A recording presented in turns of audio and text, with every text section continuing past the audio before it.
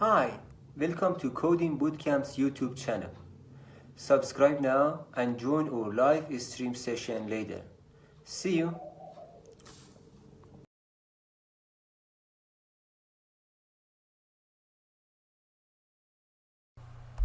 Welcome to this course, Java, the intermediate level. This course is a presentation of coding boot camps. We will be covering intermediate level Java concepts, Java syntax, maybe some advanced. Therefore, as a prerequisite, it's strongly recommended that you take the Introduction to Java Programming course. This course is offered by Coding Boot Camps. Our first session, session 1, is going to be fundamental searching and sorting. We'll look at the algorithms, and we will look at the Java code and the Java solutions for fundamental searching and fundamental sorting. In this video, we'll briefly discuss the introduction to searching algorithms, and we will look at the Java solution for the linear search and the binary search. The algorithm for the linear search or for the sequential search involves a method for building a data structure with a list of values and then iterating through that list of values one at a time until that desired value is found. So therefore, we create the data structure and add the values to all of the indexes for that data structure. It can be a long list of items, and then the search value is entered, and with this algorithm we iterate through each of the values and check to see if we've discovered or if we found the value for which we are searching. The worst case performance for this type of algorithm is that we have to iterate through the entire collection and the value that we're looking for is the last one, or that we loop through the entire collection and find that there were no values found. The speed of the search grows linear with the number of items within the collection. So the bigger the list, the bigger the data structure, the longer the search may take. Here is the linear searching algorithm coded. As you can see here, we can see the header here. We pass in an array, and we have pass in 2 integers, and now we are looping through the array using the loop, and here we are returning the index of the element if the element is found. So, and then we return a -1 if the element is not found. So the algorithm is relatively simple, and just like you may have suspected, we do use a straightforward for loop and loop through the entire array, searching for the value that we passed in and determining if indeed we have found an equivalent to that value, and then returning the index in the array where that value is. Notice we're returning the index. The binary search algorithm uses a little more of a more complex approach. So with a binary search, it searches a sorted array by repeatedly dividing the search interval in half. So it begins with an interval covering the entire data structure. If the value of the search key is less than the item in the middle of the interval, it narrows the interval to the lower half. Otherwise, it narrows it to the upper half, repeatedly checking until the value is found or the interval is empty. So this algorithm is faster. However, when it comes time to code it, it's going to be more complex.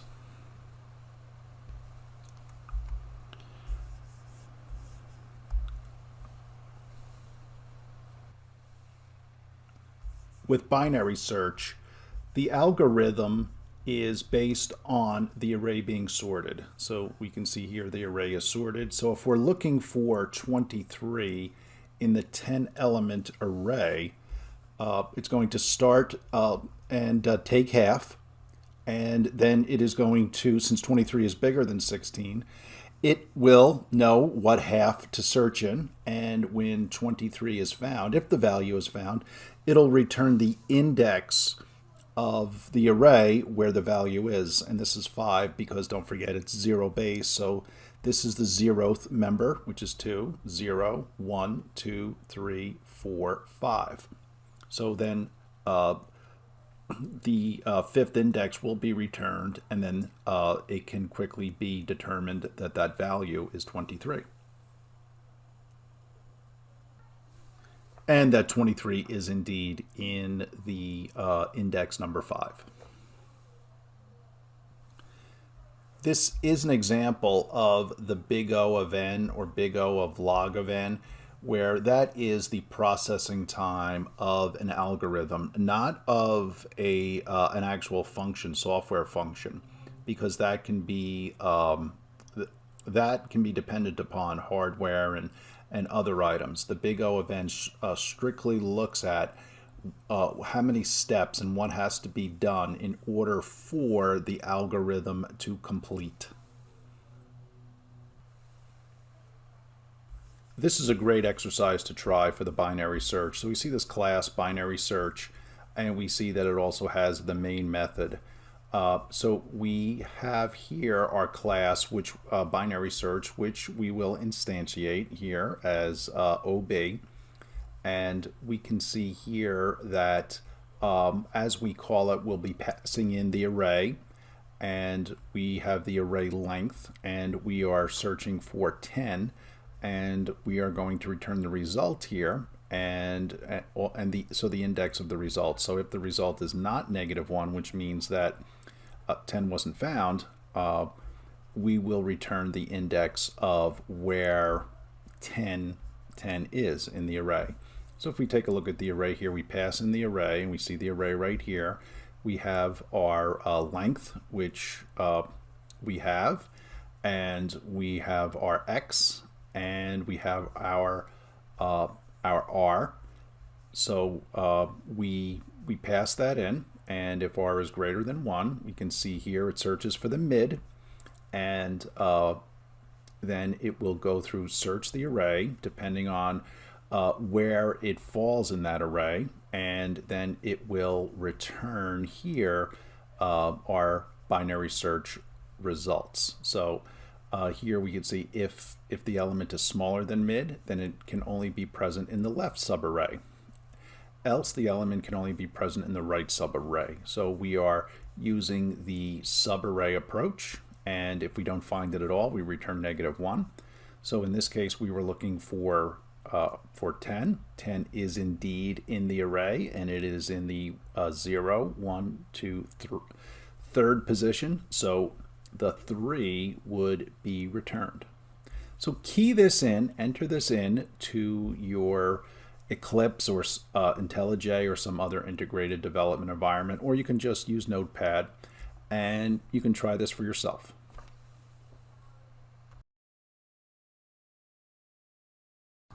Welcome back to this Java Intermediate Level course. We are still in session 1. However, in this video, we are going to discuss sorting.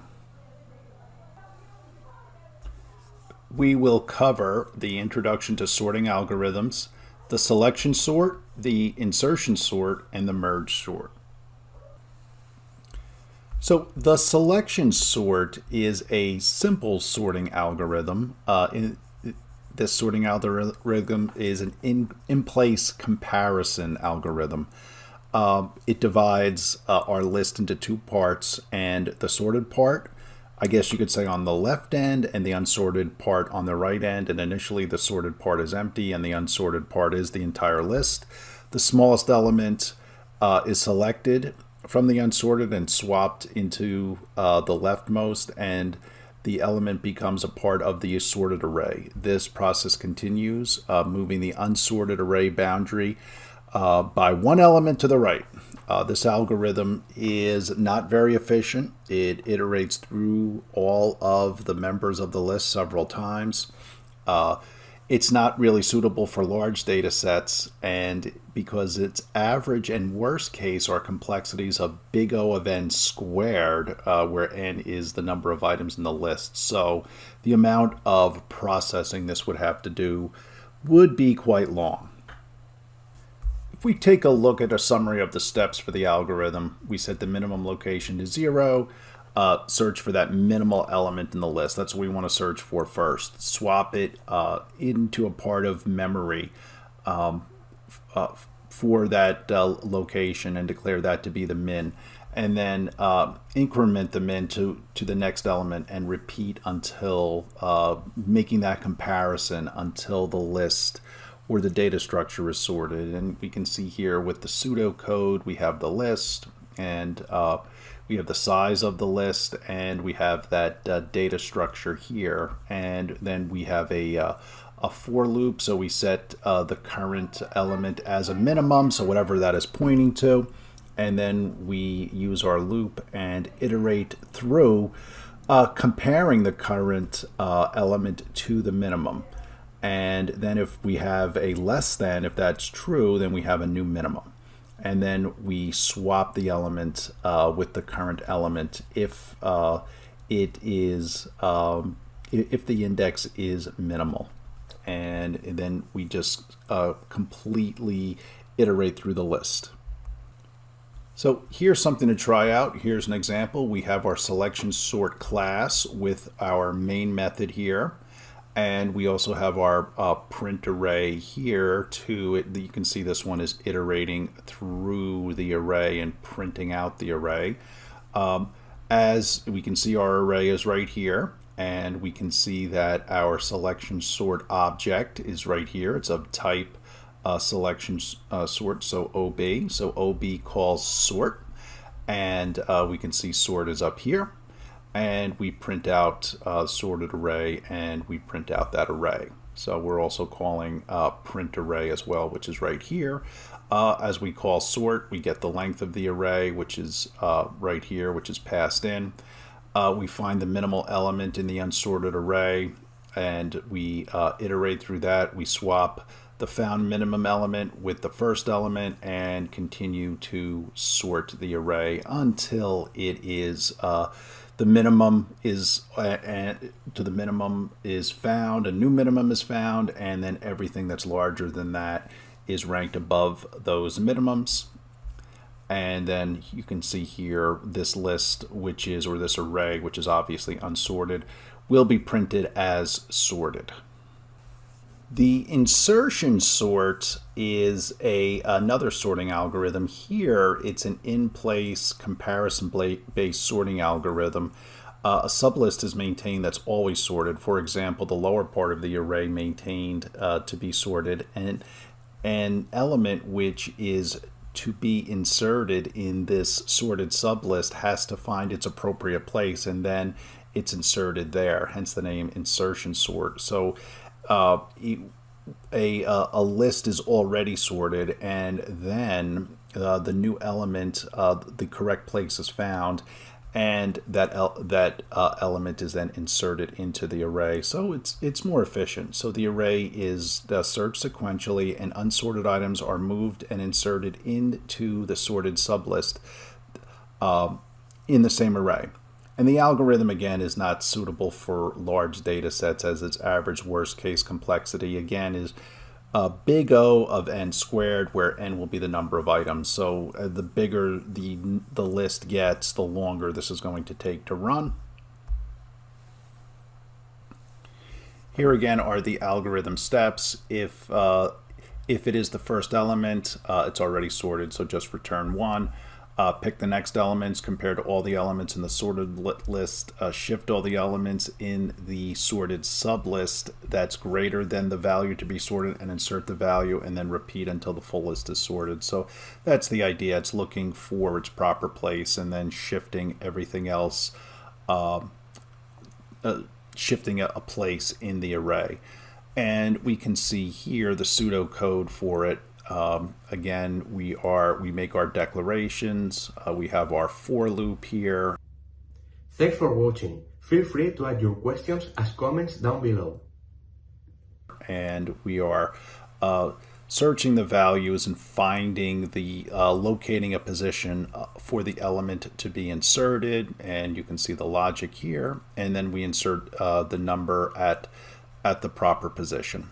So now we can take this pseudocode once we have this logic working for this insertion sort, and we can move it to actual source code. So with the actual source code, again, we can see we have our class insertion sort, and we have our method, our main method here, where we are actually instantiating the sort. We also see we're calling print array on the array, and we can see the actual array here. So as we see here, we're calling a sort, and here's our sort function here. And again, we're moving the elements of the array that are greater than the key, and we're declaring our key up here. Again, we have our for loop, we have our key, and we are moving elements that are greater than the key to one position ahead of their current position. So we're actually going through and finding where the elements should be. So we're going through this one at a time. And then while this element of the array is greater than the key, we are going to swap their positions. And then we'll be leaving the loop, and we'll be declaring a new key position. And if we come down here, we see once we complete that sort right there, we'll print out the new value of the array. So try this. You can, again, enter it into your integrated development environment, or you can just enter it into Notepad. Another popular sort is the merge sort. So the merge sort is a technique based on divide and conquer. The worst case time complexity being big O of n log n, which makes it a very efficient algorithm. The merge sort first divides the array into equal halves and then combines them in a sorted manner. This is best illustrated if we take a look here at this pseudo logic. So we can see here merge sort as var A, and then we see it down here, var A as array, and then var B as array, and then we can see var C as array. So the whole idea here, and here's where the logic is happening, using the while loops to test for greater than or larger than, and then do the resort. So the once the test is done, the changing of the element places is done. So that is what is going on as far as the merge sort. The merge sort is using this divide and then evaluate. Let's take a look at the following set of steps for the merge sort. So first we have this array of 8. So obviously this array is unsorted. And with the merge sort first divides the whole array into 2 equal halves. We see it's an array of 8 divided into 2 subarrays of size 4. And so far, no sequences have changed. And then what happens is the 2 arrays of 4 are then divided in half. And now we have 4 arrays of 2. And finally, they're broken down one more time. Then the smaller arrays are recombined, only this time each of the smaller arrays is evaluated and sorted. So we see the 14 and 33 are evaluated and sorted, the 10 and 27 are evaluated and sorted. So when we take these subarrays and then combine them back, we can see here that now we have a sorting of these subarrays into their sort order. And then finally, after merging, we have this full sort with all of the aspects of the numbers in their correct order. So the merge sort is a sorting in an iterative approach. So it breaks into smaller arrays and then recombines while sorting. So it sorts in a iterative manner. So here's an example of the coding of the merge sort algorithm. First here we see the merge method, and we see the sort method here. With the merge method, we see that first there are the subarrays, and we see that the subarrays are then each evaluated for sorting. So whichever element, whichever index is smaller gets repositioned, and then we actually here call the sort of the arrays, and we are able then to call the merge right here on the arrays. So we can see here how they get broken down and they get merged again. So a good exercise would be to key in all of this code here into your IDE and enter an array and try to walk through it line by line. Perhaps use the visual debugger. It's a great way to understand how this algorithm is running in Java.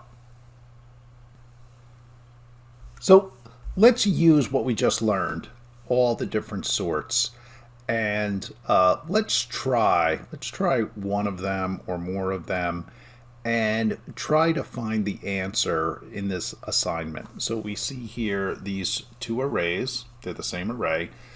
One time we are looking for the k, we are looking for the kth smallest. So one time we're looking for k equals 3, so the third smallest. The output should be 7, and that makes sense. It looks like 7 is the third. 3 is the first smallest. 4 is the second smallest, so 7 is the third smallest. So we get the output of 7. And same thing here. We want to get the fourth smallest. And again, 3 is the first, 4 is the second, 7 is the third, so 10 is the fourth. So try this. Try to do the sort and then find the position of the third smallest and the fourth smallest.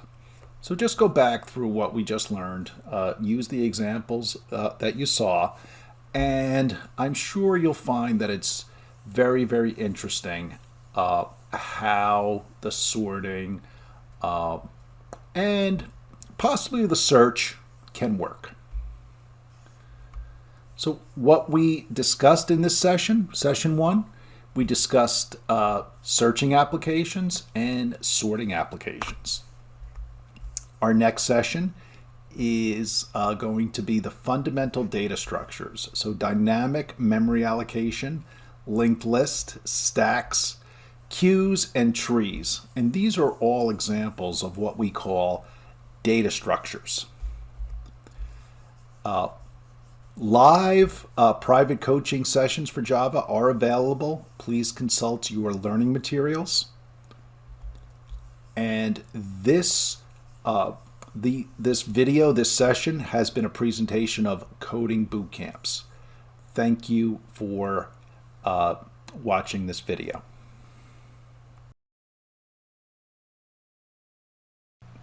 Thank you again for taking this course, Java Programming on the intermediate level, a presentation of Coding Boot Camps. In this session, session 2, we are going to discuss fundamental data structures. So here is our outline. First, we are going to look at dynamic memory allocation. Then we're going to look at linked list, stacks, queues, and trees. So dynamic memory allocation is not so much a data structure. It's how memory is managed. And this is true for many object-oriented programs or programming languages, all Java objects are dynamically allocated, meaning memory is reserved for them at the time it is needed. So we're passing around references to objects, and this is how the Java language was designed. So when we declare or instantiate class A here and store it in OBJ, what we are doing is creating memory for this class A, but pointing back to the name OBJ. What happens here with the object, space is allocated on the heap and a reference is stored on the stack. So object and the class A version of object, class A is on the heap with object on the stack, and they are pointing to one another. So what this means is that we can always pass objects without worrying about where they are stored. So in Java, linked lists, they implement an interface called the list interface, and you can go back and take a look at all of the methods that are used for the list interface. Both arrays and linked lists can be used to store linear data of similar types, and they both have advantages and disadvantages over another. So the following here are points again in favor of linked lists. So with an array is considered to be of fixed length. We know the upper limit because when we declare it, we're declaring what the upper limit is. So we know those the numbers and the elements in advance. Also, the allocated memory is equal to the upper limit, as you would expect. In a lot of practical uses, the upper limit is rarely reached. Inserting an element in an array is quite expensive because of the room that has to be created for the new elements, and to create existing elements, the current elements have to be shifted, which is also an expensive process. So if we take a look at this example here, so we have an array here of a number of IDs, and we can see that they are sorted. If we want to now insert a new element and keep the list sorted, we'd have to put it in here into the first index of the array, and we'd have to move over the actual memory and then restore all of the other IDs. So that is that's expensive as far as reordering all of the values. Deletion is also expensive with arrays. For example, so to delete 110, everything then would have to be moved again. So dynamic work or any kind of dynamic calls with an array is an expensive process. But linked lists provide two advantages over arrays: dynamic sizing and the ease of insertion and deletion. So we don't have to know the upper limits of a linked list. We can grow a linked list dynamically, or we can delete it dynamically, or delete from it dynamically. The list class consists of several methods. We have we have one overloaded add method, and we also have add first, add last, and contains. With the overloaded add methods, we can call add and just pass in one element, and it appends an element to the end of the list. We also have the add here, where we have to pass in an index and an element, and it inserts the element at the position of the index that we're passing in. Add first inserts a value or an element at the beginning of the list, so it's a variation of add. And then we have another variation of add here again, where we add last, it appends the element to the end of the list. And contains returns a true or false, and it returns a true if the element is present in the list. And take a look at this Java application or Java program or Java class here, class test, and here's our main method. We're instantiating a linked list, we're calling it object, and we're We're calling add last, add first, and we're getting some output. Then we're calling remove, and we're getting some output, and we're calling contains, and then we are getting some. If you have enjoyed watching this video, please subscribe to our YouTube channel. Thank you. Output and testing some output. So this is a good example. So try and key this in as much as possible and get a real understanding of how the linked list works, the methods work, and take a look at the output. So stacks is another data structure, and it is again, it's a collection of values, collection of elements. However, a stack uses the last in, first out, or LIFO principle. So the pointer of a stack is always pointing to the top of the stack. When a stack is first created, it's empty. So what's added to the stack, that last in or most recent in, that pointer is going to be pointing to the top of the stack. So that element or that value is on the top of the stack, it will be selected first. Stack is a subclass of vector, and vector implements a standard last in, first out. The stack only defines a default constructor, which creates, again, that empty stack. The stack includes all the methods defined by vector, but adds several of its own. So anything that we push on to the stack will be the first to what we call be popped off. The methods of the stack class, empty, so this returns a Boolean. It returns test to whether the stack is empty, returns true if the stack is empty, and returns false if the stack contains elements. Peek returns the element on the top of the stack but does not remove it. Pop returns the element on the top of the stack, but it removes it from the stack. The push pushes the element onto the stack, and also that element is returned. And search searches for the element in the stack. If found, its offset from the top of the stack is returned. So that notice its offset is returned. So how many positions down that element is from the top of the stack. Here is a Java class or a Java application.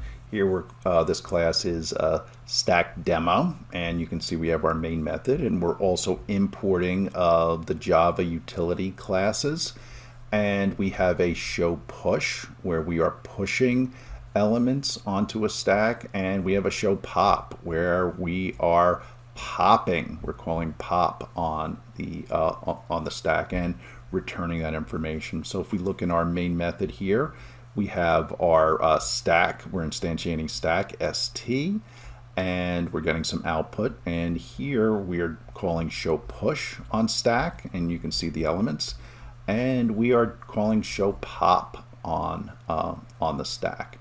And we also, of course, have the try catches as well. And we have a try it here, so you can go ahead and key this in and run through it a few times. It's a great way to get comfortable with how the stack data structure works. A queue is another data structure. There is a queue interface, and a queue is an ordered list of objects, and it has limits as far as inserting, because we can only insert elements at the end of the list, and we delete elements from the start of the list. So it follows the first in, first out principle, or the FIFO principle. And again, a queue is built from an interface, so it must be declared from that interface, and there are many ways to utilize the queue object. The most common way to utilize a queue is something called a priority queue, and then as a linked list, and we'll see some examples of this. Here's another example of a Java application or a Java class for a queue. This class is queueExample, and we have our main method here. And we see here we're importing the Java utility linked list and queue. And if we take a look here, we are instantiating queue as a new linked list. So you can see here it's we're instantiating a new linked list of type queue. Then we're going through here, taking our queue object, and we are adding these elements to it. We're just counting up here from 0. We're counting up 5 times. We are displaying the contents of the queue, and then we're removing the head of the queue by calling remove there, and we can get some output. And again, we are taking a look here at the elements. And just so you can get some work with this, this is really good.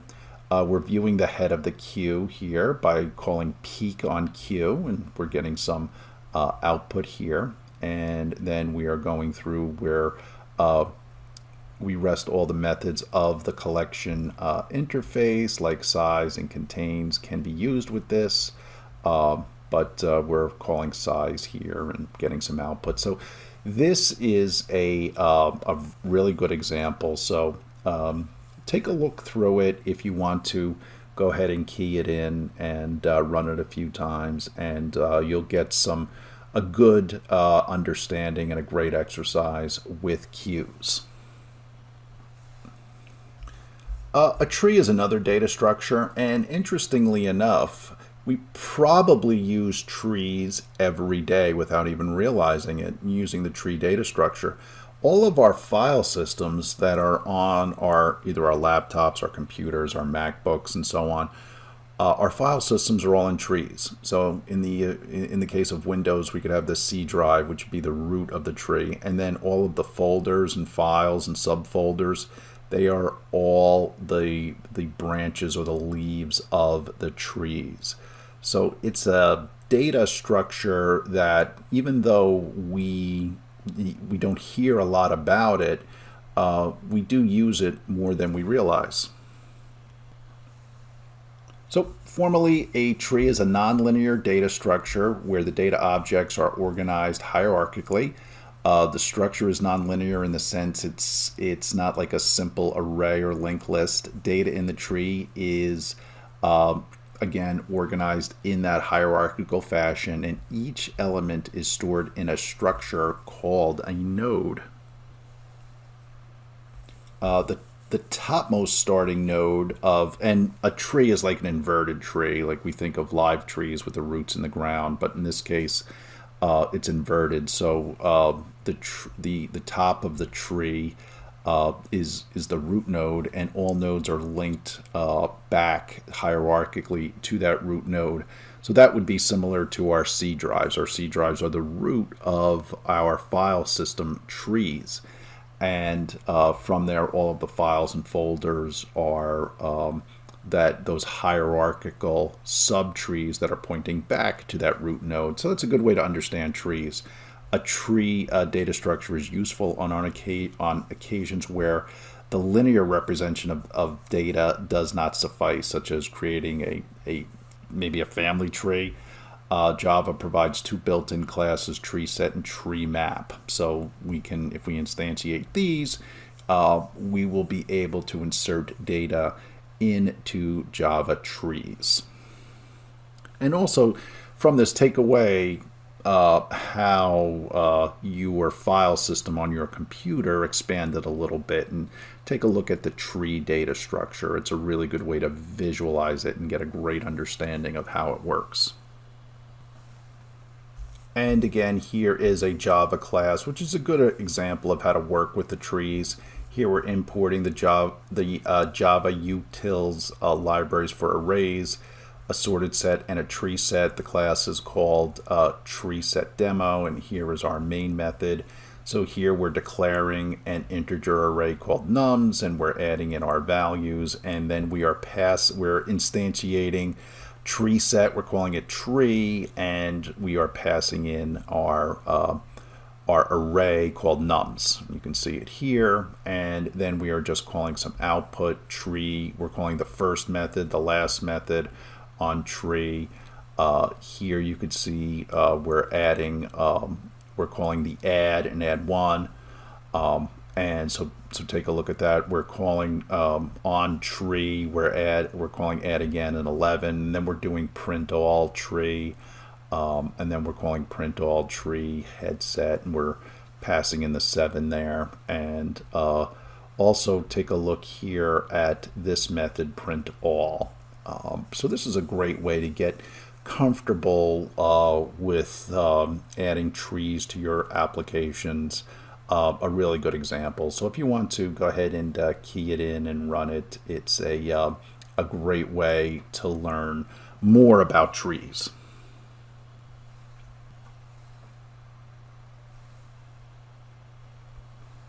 So just to summarize what we learned, we discussed dynamic memory allocation, linked list, stacks, queues, and trees. In our next session, we will be discussing exception handling. So we'll look at types of exceptions, exception overviews, exception class hierarchy, extending exception classes, and when to throw or assert an exception. And again, please consult your learning materials on private tutoring sessions and coaching sessions for Java programming and for other training. And again, thank you for watching this video on intermediate Java programming. And this has been a presentation of Coding Bootcamps.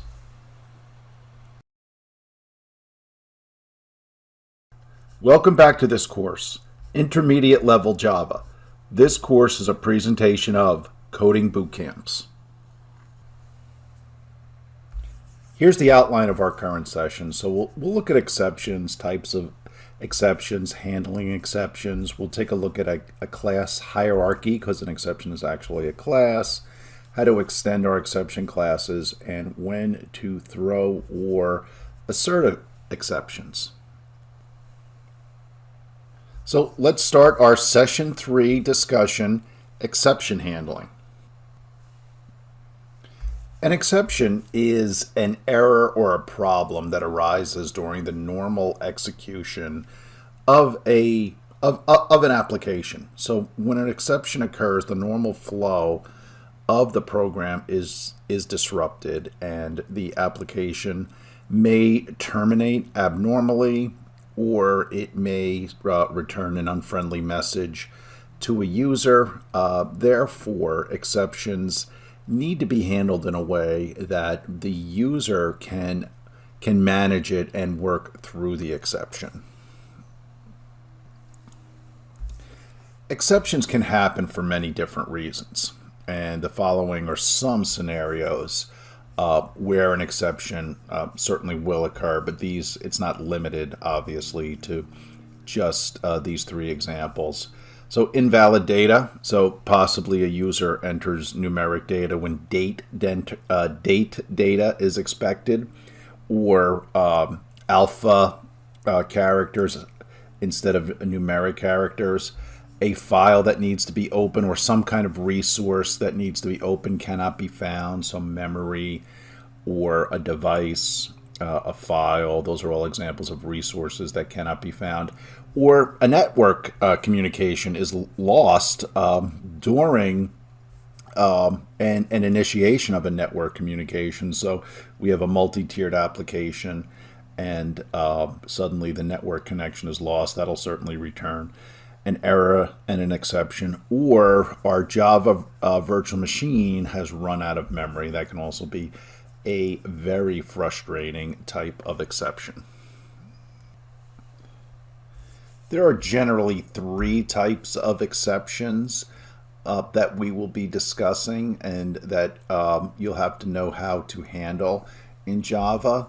Checked exceptions, sometimes called design time or compile time exceptions, are an example is a syntax error. The good news is that the compiler helps the programmer eliminate these exceptions. Unchecked exceptions or runtime exceptions can include runtime bugs, bad business logic, improper use, say, of connecting to an API, things that the compiler just cannot always check for. We talked about in a previous example, needing a resource. And thanks for watching. Please like and share this video. The resource is assumed to be there. Maybe it is there during some kind of testing and then suddenly becomes unavailable. This would be an example of a unchecked exception or a runtime exception. And then there are general errors. So these can be exceptions that arise that are not foreseen by the programmer and that are out of control of the user and are typically ignored in the code and can rarely do anything about the error because it's just something that was not foreseen. An example could be a stack overflow. It could be a hardware problem, a memory problem. And these types of errors will generally not be picked up and by the compiler. So your code can compile fine, but because their errors can still occur during execution of code that compiles with no issues. Here's a good example of a small class here that's looking for an external resource. In this case, it's a file, and this can be written with no syntax errors and can compile fine, but it's dependent on an external file. So as you can see here, this file reader class is instantiated in this class, this file not found demo, and you can see here the file is expected to be on the E drive file.txt, and again, syntactically this is fine. However, when it's run, if the file's not available, you get this very unfriendly error. So if the file is,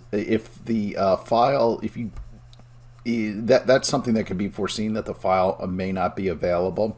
So what the programmer can do is handle the exception and let the user know that the file is not found in a friendly way. This is a message that the file is not found, but it's not a very friendly error for the user. And the message can also be formatted in a way that it will give the user some kind of instructions so he or she can take action.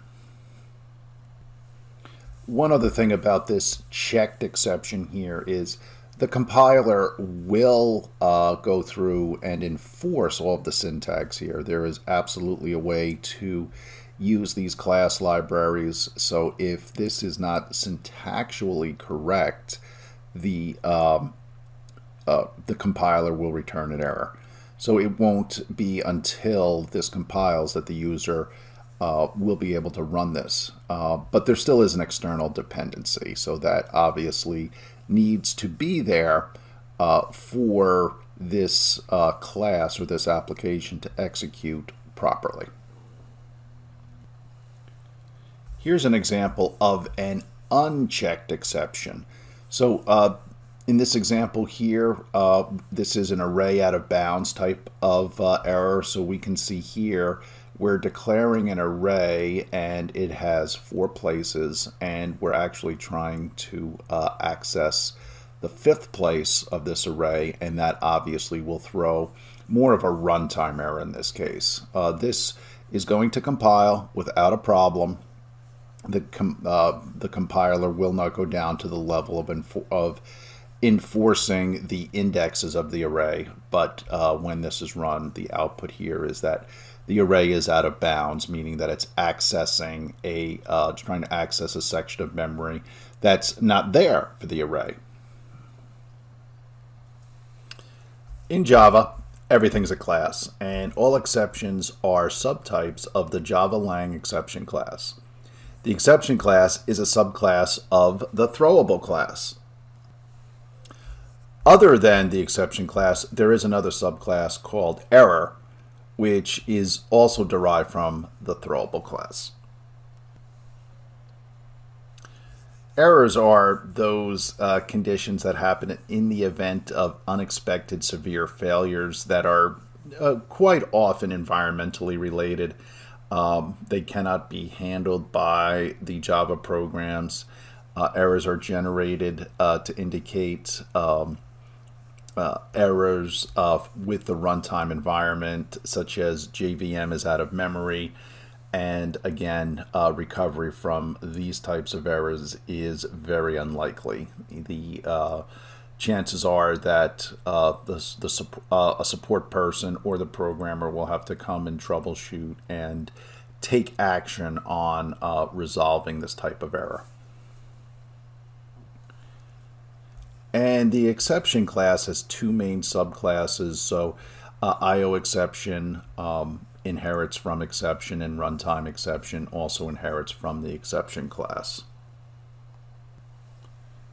You can see here the hierarchy of the class exceptions. So from the Java lang, from the object class, we have our throwable class, which has throwable. We has two classes from that inherit throwable. We have errors and exceptions, and just like we talked about on the previous slide, exceptions have runtime exceptions and other exceptions. So we can see the inheritance here for all of these types of exceptions and errors. And Java allows us to create our own exceptions, almost a custom exception, which will allow us to anticipate errors and handle them in a way that users can recover, the application can recover, the user will get a friendly message and can proceed to take some kind of action. You can return a message or a set of steps or maybe some kind of support contact information. So let's take a look at an example of a custom Java exception. So in this example here, we have our custom exception called invalid age exception, and it's inheriting from exception. So that's the extends keyword, means it's inheriting from the Java class exception. And we have our class where we're going to test the custom exception. And we can see here's a method called validate that actually throws the invalid age exception. So there's a anticipation that there could be an error, and we are handling that error or some kind of an exception. We're handling that exception.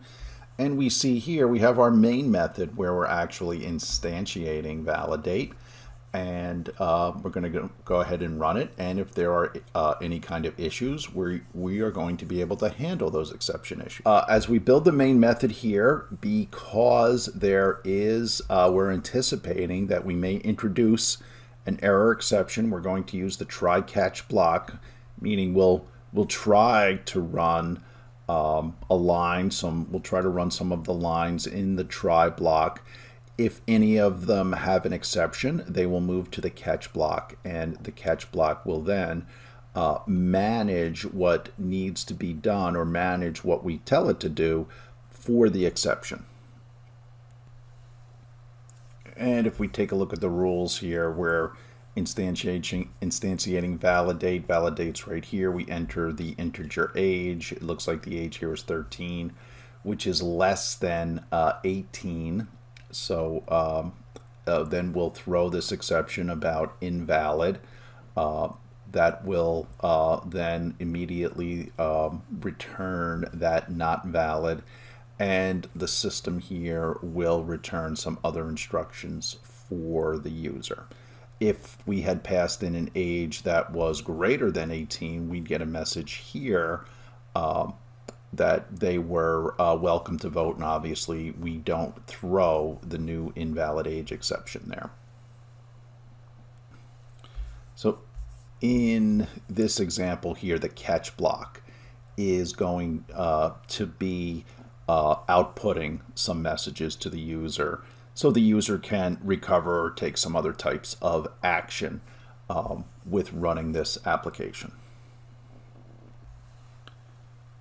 So this is important to understand about the throw or throws exceptions.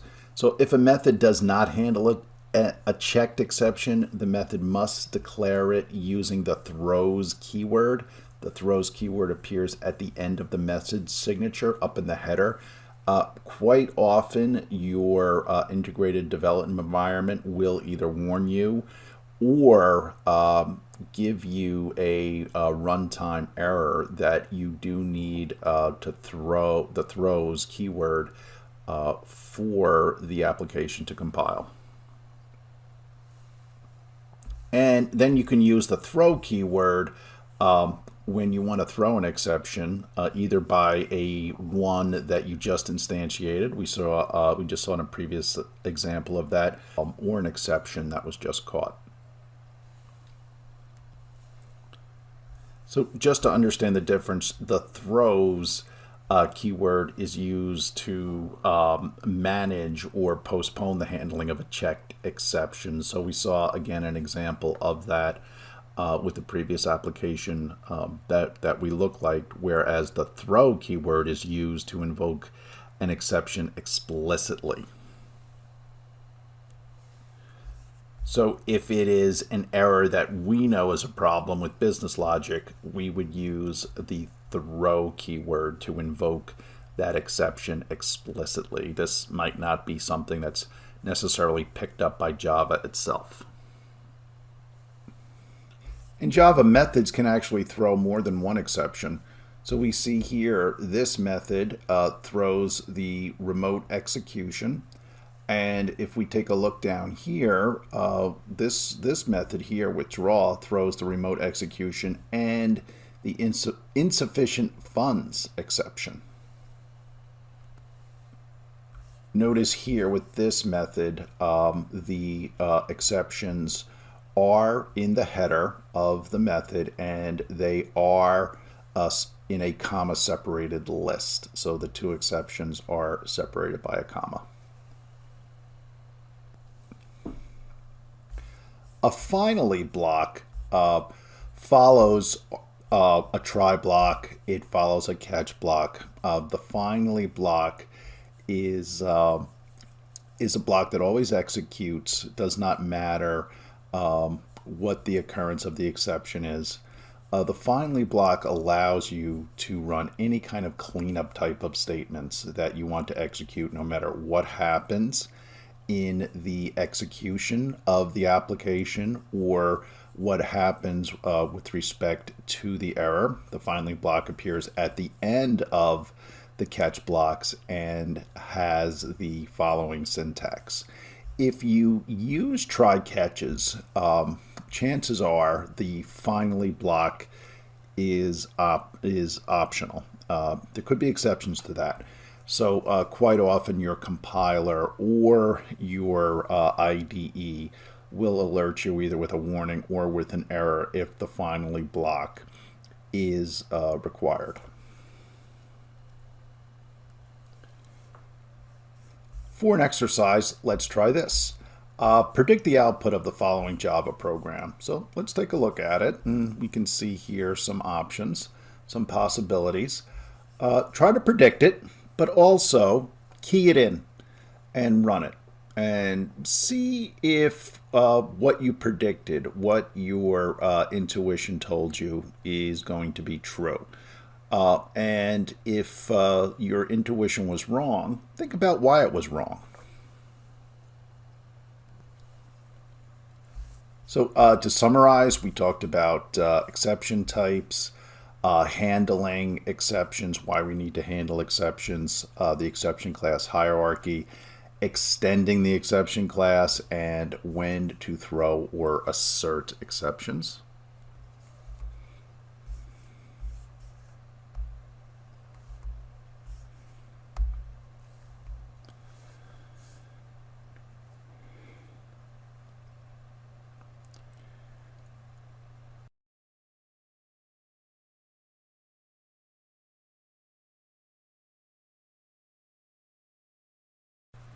Welcome back to this Coding Bootcamp's presentation of Java Intermediate Level. This is session 4. We will discuss formatting output. So formatting output is something that a lot of programmers are familiar with. We have to format in our client-side applications. We have to. Thanks for watching. Feel free to add your questions as comments down below. Format in console applications. We have to format in web and mobile applications. However, here we are going to look at, instead of the print lines and print statements, we're going to look at the printf syntax, the conversion characters, specifying field width and precisions, literals and escape characters, and then formatting output with class formatter. So let's briefly discuss formatted output in Java. Many times it's essential to print your output in a specified format.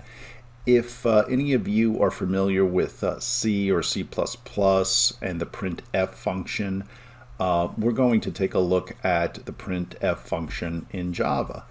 And this is a easy, I guess we could say that. It's an easy method that is, certainly it's easy if you're familiar with C or C++ and printf. System out, print, and print line take a single argument, but printf can take multiple arguments. And we will pass in formatting syntax for those multiple arguments. So a good way to understand printf here, if we just take a look at a few examples, we see the output here of pi to almost a default precision, but if we look up here, we can see that using printf, we can format it to the precision of 2 places of the decimal. And if we look here again, we can see that a specific width, so 4 places of a decimal, you can see specific width. And we can also see here how we can pass in the %20 or the margin. And we can see here again 4 places to the decimal. So printf is a quite useful method. And just one note, please also look at system.out.format. It's very closely related, if not identical, to printf in how it's used. So if we see some of our conversion characters that we can use with printf, in this case if we use the %d, we pass in a signed integer and we can format it as a signed decimal integer. %u is an unsigned integer, and we can present it as an unsigned decimal integer. Please go down and take a look, and we can see here there is also line separators that are in here, which is a little bit different from the /n. So take a look here, real number notation, strings, and characters. So just take a look at this. Also, here's a good one as far as scientific notation. Those are also very useful in specific cases. So again, please look this over, pause this video, take a look, but also you can reference this with other resources on the internet as well. Date formatting is always a little bit tedious in Java, as many of you know. Just creating the date format mask is, and then passing it in again to be formatted can take some time. It can result in some errors, and again, just be generally tedious. If we take a look here, we can see how we can format these date and time. So we're getting here, we're using the class calendar, we're instantiating it into date time, and then we are using these characters to format that date time. And you can see here we're getting the day with leading capitals, we're getting the month with leading capitals, we're getting the date and the full year. If we come over here, we're not getting leading capitals. We're getting all caps for the day of the week and the month. And then we get the date, and notice the comma is being added here. And then we're getting the year. And then we're getting abbreviations. So we're getting a leading caps, but we're getting the abbreviations for the year and for the month. So try these formatting characters out. You can certainly enter this, key this in, and here is the main method, and then go ahead and run it. It's a great way to really understand these formatting characters. And again, they can be less tedious than the date masking or the formatting masking. So a few things about field width and precision. So the width is the number of characters to be written for the output. For the line separator conversion, width is not acceptable, and if it's provided, an exception will be thrown. And here's where there is some possibility of some confusion. Now for precision, the general argument types is the maximum number of characters to be written to the output. But however, for floating conversions, we have the E and the capital E and the F. The precision is the number of digits after the decimal separator.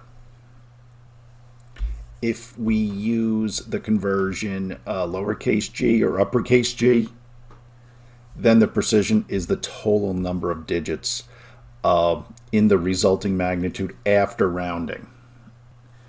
And if we use conversion characters, either lowercase or uppercase a, then the precision must not be specified. For character, integral, date, and time arguments, they really don't have precisions. So if a precision is provided, an exception will be thrown.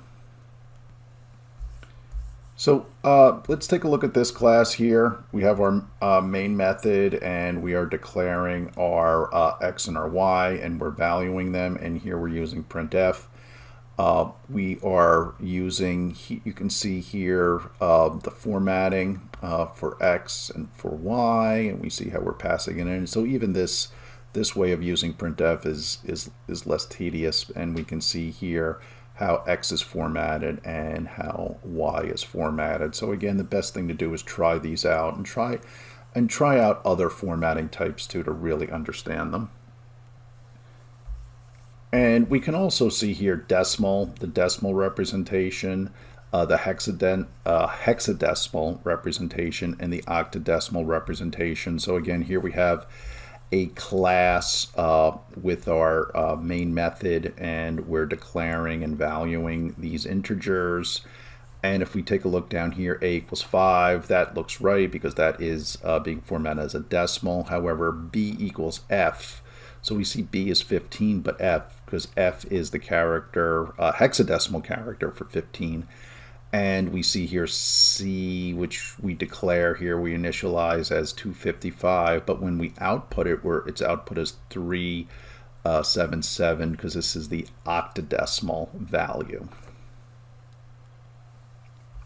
So again, take a look at the previous slide where we did the formatting, particularly for decimal, hexadecimal, and octadecimal, and just see how your characters are output. These can be, in some specific cases, quite useful.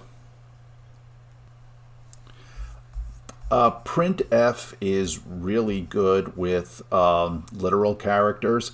However, there are going to be characters where they have their own meaning, almost a reserved meaning, such as a quotation mark,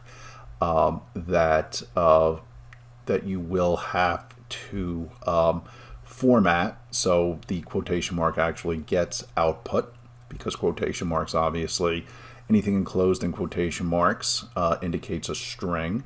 And there are various control characters, such as new line, such as tab, that must be represented by escape characters or escape sequences represented by the backslash.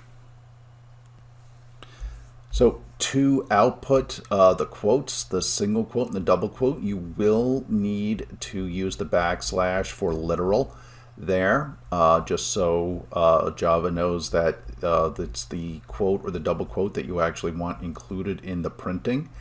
And then you will have to escape backslash, backspace, form feed, new line, carriage, return, horizontal tab. And this is quite similar to any of the printing functions in Java or even C or C++. So we can see here in this print line example here, even though the whole string is enclosed in quotes, the hello here with the quotes that's being output, these two double quotes are being escaped, or they are the slash is there for literals. So we are literally outputting the double quote before the hello, and we are literally outputting the double quote again after the bang symbol or the exclamation point. And there's also a formatting class, so we can add this class library. The formatter is an interpreter for printf, so for styled formatting, the class provides support for layouts, for justification, for alignment, numeric format, string, date and time data, and locale specific output, so it's useful for that. Common Java types such as byte and big decimal and calendar are supported. Limited formatting customization for arbitrary user types is provided through the formattable interface. So we're going to take a look at some examples shortly. Formatters are not necessarily safe for multi-threaded classes, so just be careful, do some thorough testing. And formatted printing for the Java language is very, very close, if not identical, to printf in C and C++. Although the format strings are similar, again, or identical, there are customizations to accommodate the Java language and exploit some of its features. Java formatting can be more strict than C or C++. So for example, if a conversion is incompatible with a flag, an exception will be thrown. In C and C++, inapplicable flags are ignored, and the formatted strings are thus intended to be recognizable really by the programmers and not necessarily compatible with those in C or C++. These examples here are very useful. So you can see here we are instantiating a string builder, SB, and then we're passing an SB, to a formatter. So we are declaring, instantiating formatter here as formatter, and then we're calling some formats on here and passing in some arguments. So take a look at these examples. They are, and maybe even try a few, they are quite useful. Here is also some convenient methods for formatting strings to system out here. So we can see here we are calling format, and we're outputting local time here in a lot less, right? Really in one line. And also writing some formatted output to system error. And you can see here this is being used to write out in a very clear way what was the problem or what the error was. This will allow a user to take action. So for an exercise, go back through this material for formatting output, and you can see here we will input some format and just follow these steps for inputting the characters, and then just go through here for outputting the formatted data, and we'll see here some sample input and then some sample output. So this was a really good session. We discussed the printf syntax. We looked at conversion characters, We talked about specifying field width and precision. We discussed printing literals and escape sequences and escape characters, and we looked at formatting output with class formatter. Stay tuned for our next session where we'll discuss strings, characters, regular expressions, the fundamentals of characters and strings, the string class, and string builders, character class. Really very, very useful information. Please again consult your learning material. If you have enjoyed watching this video, please subscribe to our YouTube channel. Thank you. Materials for information on Java mentoring, Java tutoring, and Java coaching. And thank you again for watching this video. And this has been a presentation of Coding Bootcamps. Welcome back to this class, Intermediate Level Java, a presentation of Coding Bootcamps. This is session 5. We will discuss characters and strings.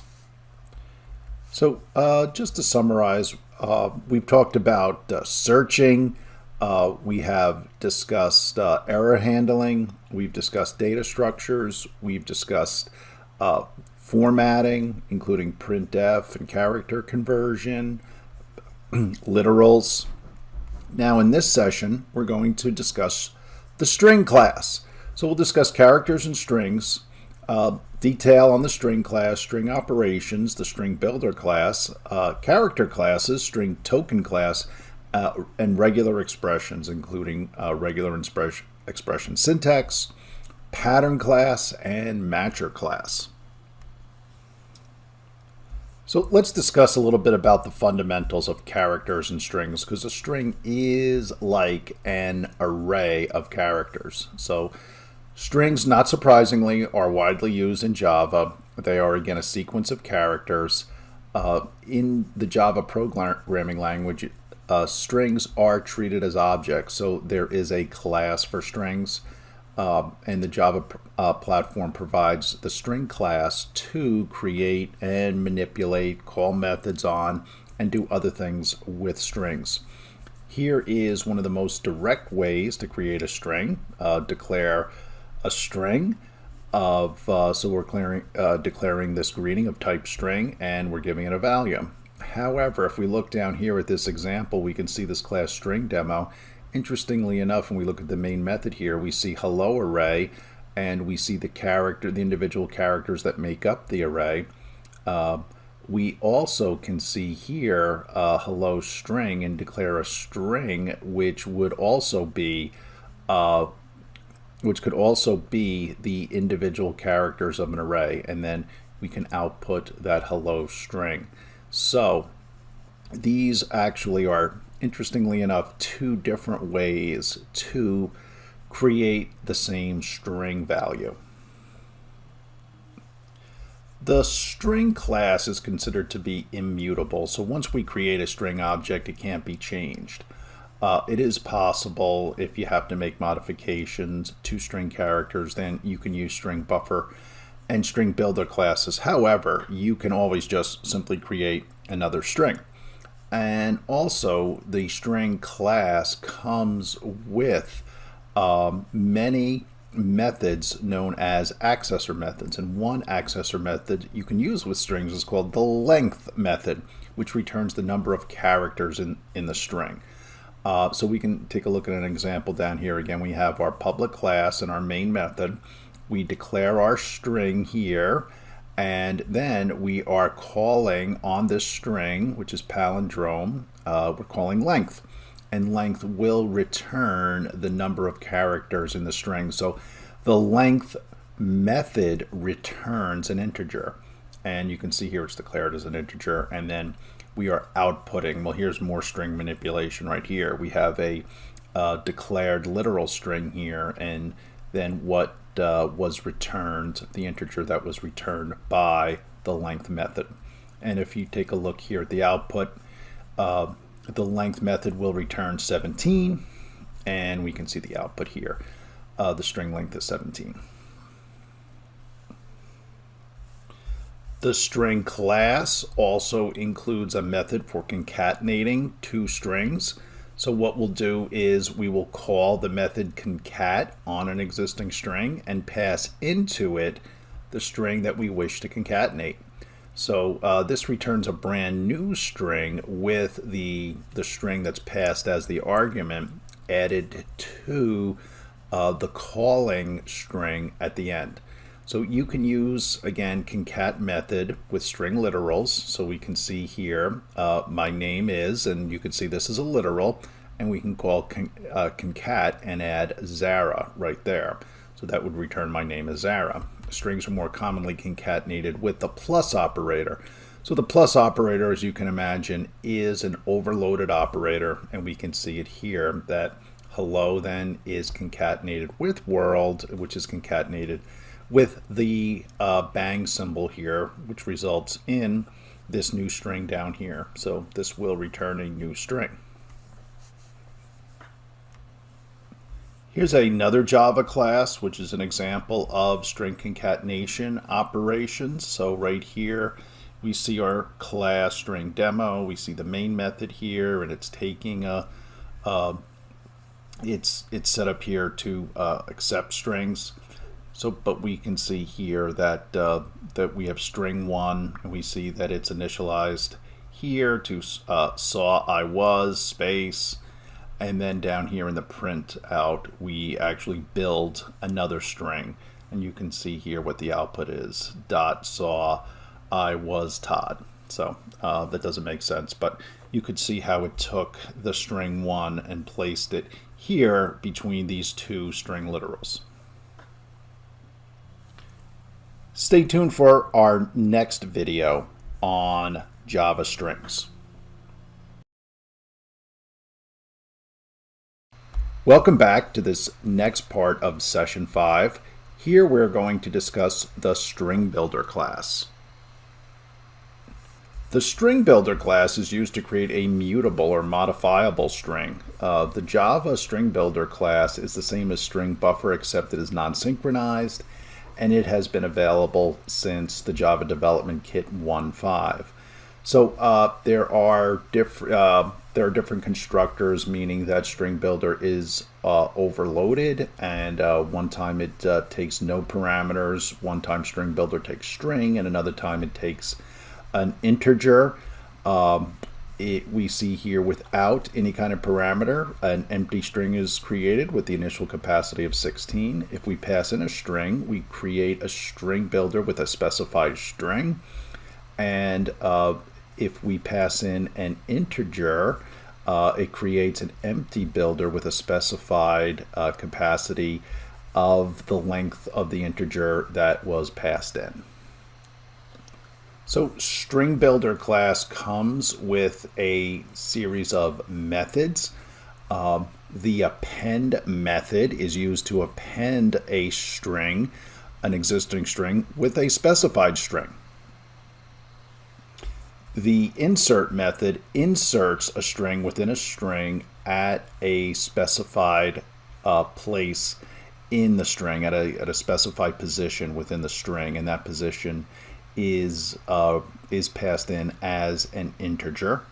The insert method is overloaded, so please take a look here at the different data types that can be used with insert.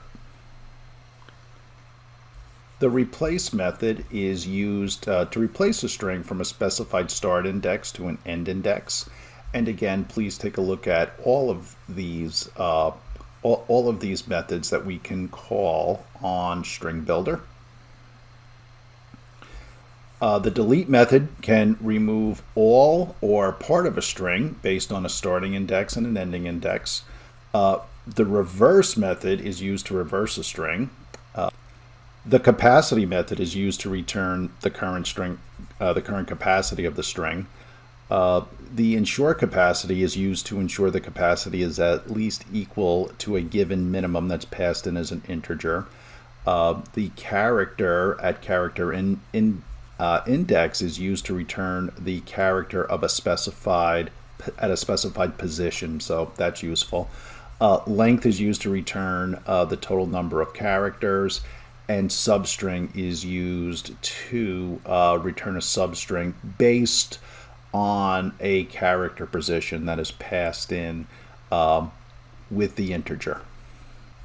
So here's an example of String Builder's append method. So we can see here again we have our string builder example, our main method, and we create a new string builder called SB, and we instantiate string builder, and we pass in the string hello.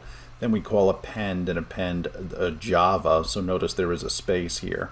So as we can imagine, when we output this new value of SB, it will be prints hello Java, just like we see here. But please do key this in and try it just to get more familiar with it.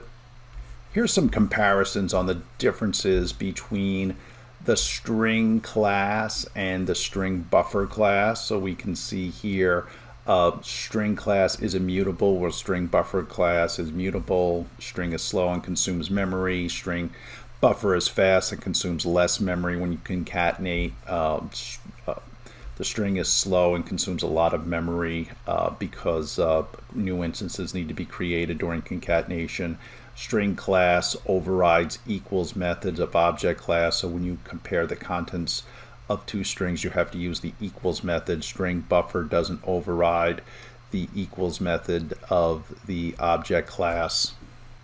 There are also differences between the string buffer class and the string builder class. So string buffer is synchronized or thread safe. It means two strings can't call the methods of string buffer simultaneously. String builder is not synchronized, so it's not thread safe. It means two threads can call the methods of string builder simultaneously, so just be aware of that.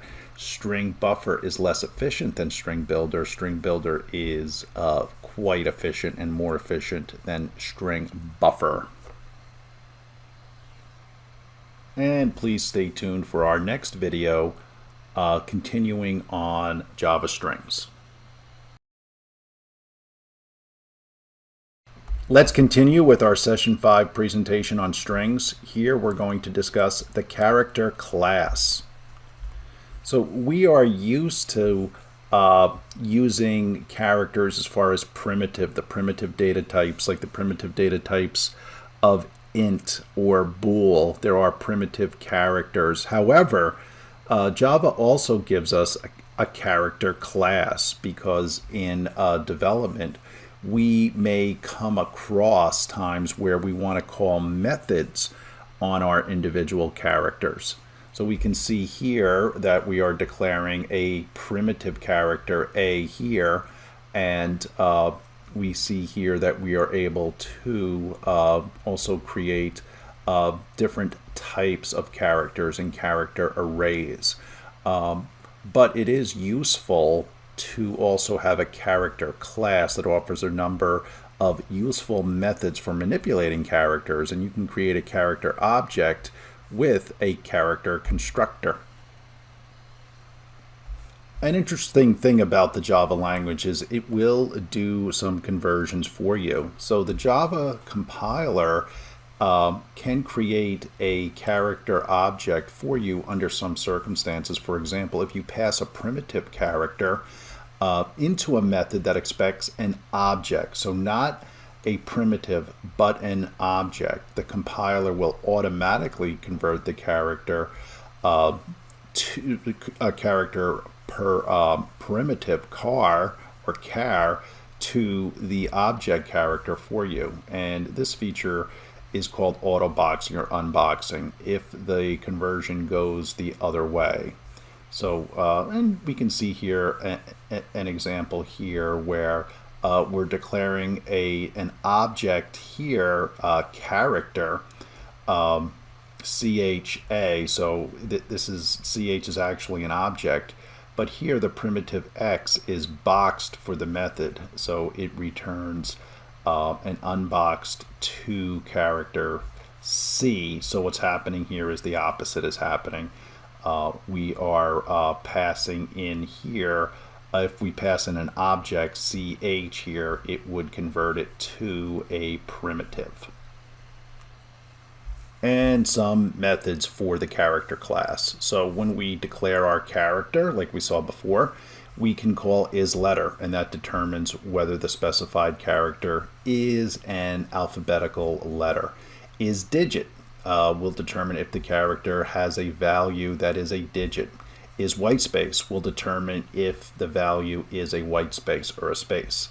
isUppercase will determine if the specified character is uppercase, and of course isLowercase will determine if the character is lowercase.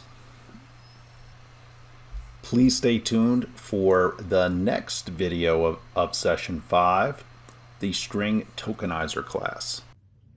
Thanks for watching. Please like and share this video.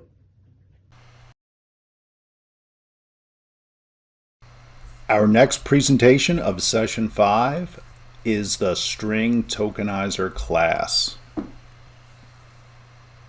So the string tokenizer class allows for a string to be broken up into tokens. It's a simple way to do it based on a character that's passed in. So it can be different numbers or different identifiers. So we see here that it is overloaded, and there are 3 constructors. So a string tokenizer with a string passed in creates a tokenizer with a specific string. String tokenizer with a string and a delimiter creates a string tokenizer with a specified string and the delimiter. And a string tokenizer with the string, the delimiter, and the Boolean return value creates a string tokenizer with a specific string, delimiter, and return value. If the return value is true, the delimiter characters are considered to be tokens. If false, the delimiter characters serve to separate the tokens. So string tokenizer has these methods.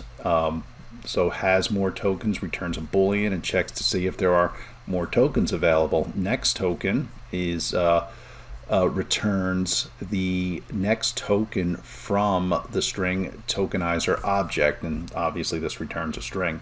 Next token with a delimiter also returns a string, returns the next token based on the delimiter. Has more elements returns a Boolean. It's the same as has more tokens method. Next element returns an object, same as next token, but it returns, the return type is object.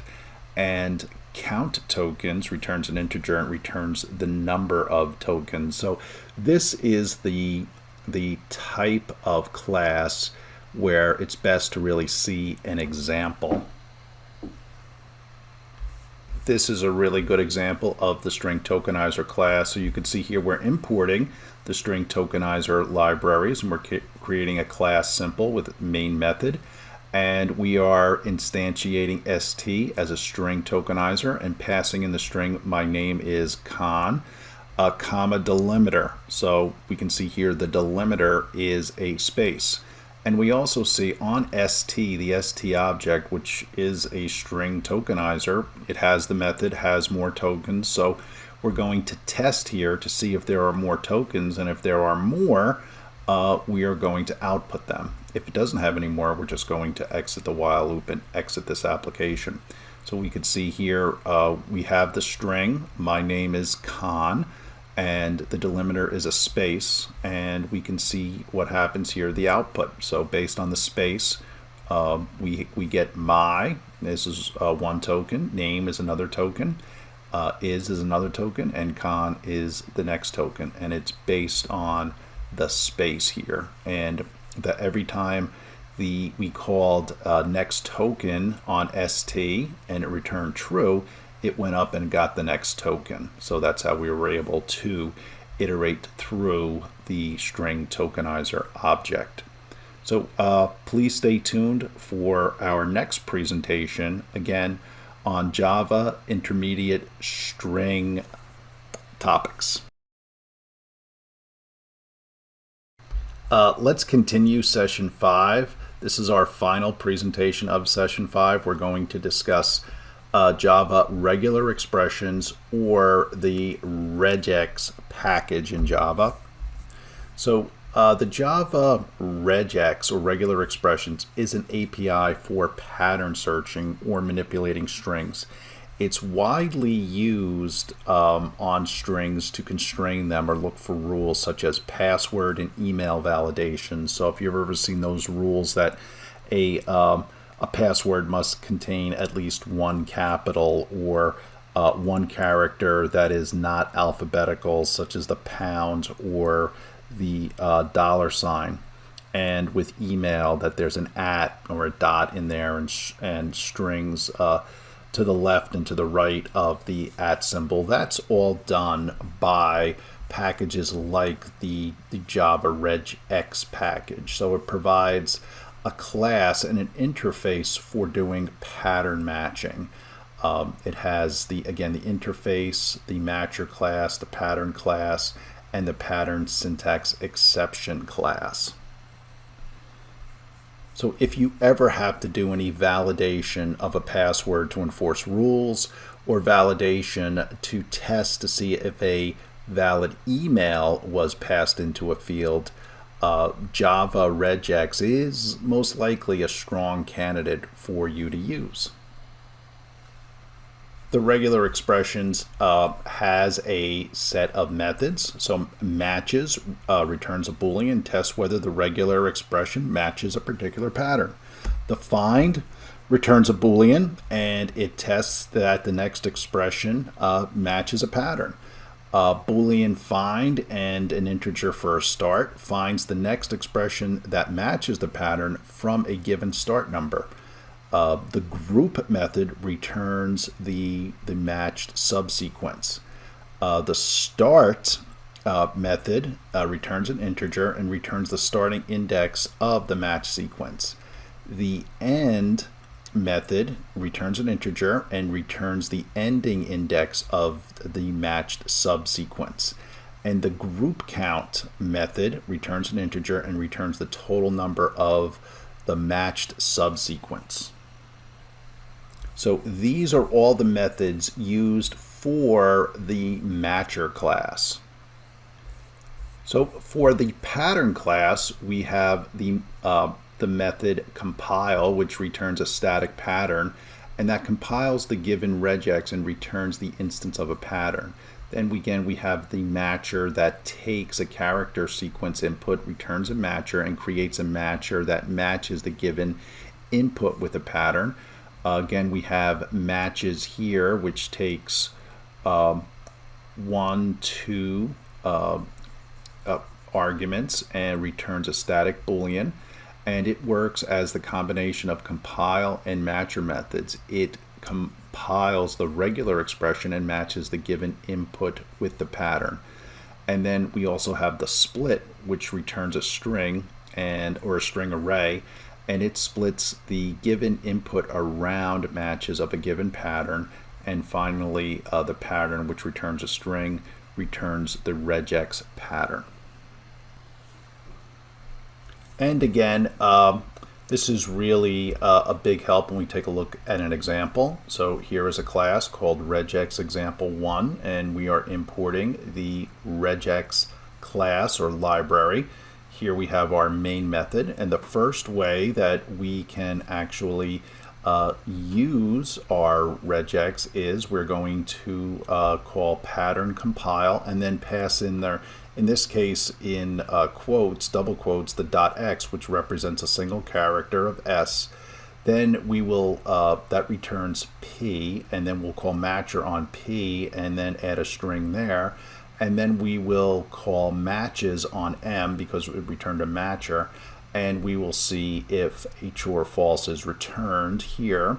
The second way to do it is almost like chaining them. So we have our pattern compile again with our single character, and then we call our matchers on that, pass in a string, and then call matches on that, and that will return a Boolean. And to see if s exists in this string, it looks like it does. And then again, we have a pattern, which we can call matches on, and then pass in our search and our string, and we will return a Boolean true or false. And here we're just outputting from B, B2, and B3, and it looks like it was always true, which makes sense, right? That's what we see there. So in summary, in this session, we covered the fundamentals of characters and strings. We looked at the string class, string operations, the string builder class, the character class, the string tokenizer class, and we just completed regular expressions. So in our next session, we are going to look at the tools and syntax we are going to need to develop software and software applications using Java. So again, please consult your learning materials. Private tutoring sessions and coaching is available through coding boot camps. So again, please consult your learning materials. Thank you for watching this lesson. Again, this was a presentation of coding boot camps. Welcome back to this course, Java, the Intermediate Level, a presentation of coding boot camps. In this session, session 6, we're going to talk about developing software using Java. We'll discuss the tools and the environments for developing software using Java. Just to recap, in our previous session, we talked about the fundamentals of characters and strings, string classes, string operations, the string builder class, the character class, the string tokenizer, and regular expressions. In this session, session 6, we are going to discuss developing software using Java. We'll go into applications, applets, and web components. We'll talk about the different Java development environments, also the Java development kits, compiling and running from the Java command line, the main method, package and import statements, jar files, class loading, and the class path, and Java integrated development environments. So here we'll discuss Java applications, applets, and web components. The Java applet is considered to be Java's first web technology. It's actually a Java class that is downloaded and executed within a browser. So it was something like a video or ActiveX component. It got a lot of attention. Applets could run entirely client-side or connect back to the server. It was downloaded from and it was a send to and receive data type of client. A Java servlet is actually a web page. It was Java's first server-side web technology, meaning the web page was run from and built entirely on the server and sent back to the user running the browser. Java servlets were developed and largely replaced what were called CGI scripts, which were executed against the browser, built in a language called Perl or C. A servlet is a web page. When it's looked at, it doesn't look like your typical web page because it's a lot of Java code, but it indeed executed the logic to build a web page and send the requests back to the user in a form of a readable web page. A web client consists of two parts. Dynamic web pages containing various types of markup languages like HTML and XML. They're generated by web components running on the web tier and the web browser itself, which renders the pages received from instructions from the server. So a web client is sometimes called a thin client, and thin clients usually do not do things like querying databases or execute complex business rules.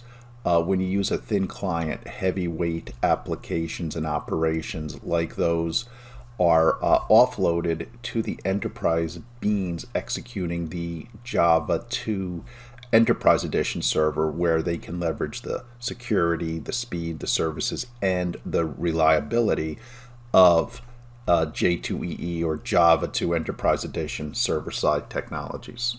So with web components, J2EE web components can either be servlets or JSP pages. So again, a servlet is essentially a web page, and a JSP, a Java server page, is also a web page.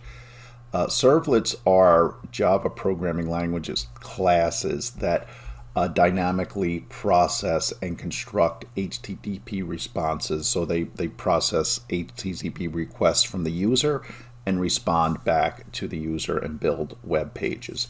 JSPs, or Java Server Pages, are text-based documents that are part of or are related to servlets, but allow a more natural approach to creating static content. So they look more, when they're built, they look more like web pages and do contain static content. It's not all dynamic code that responds to requests.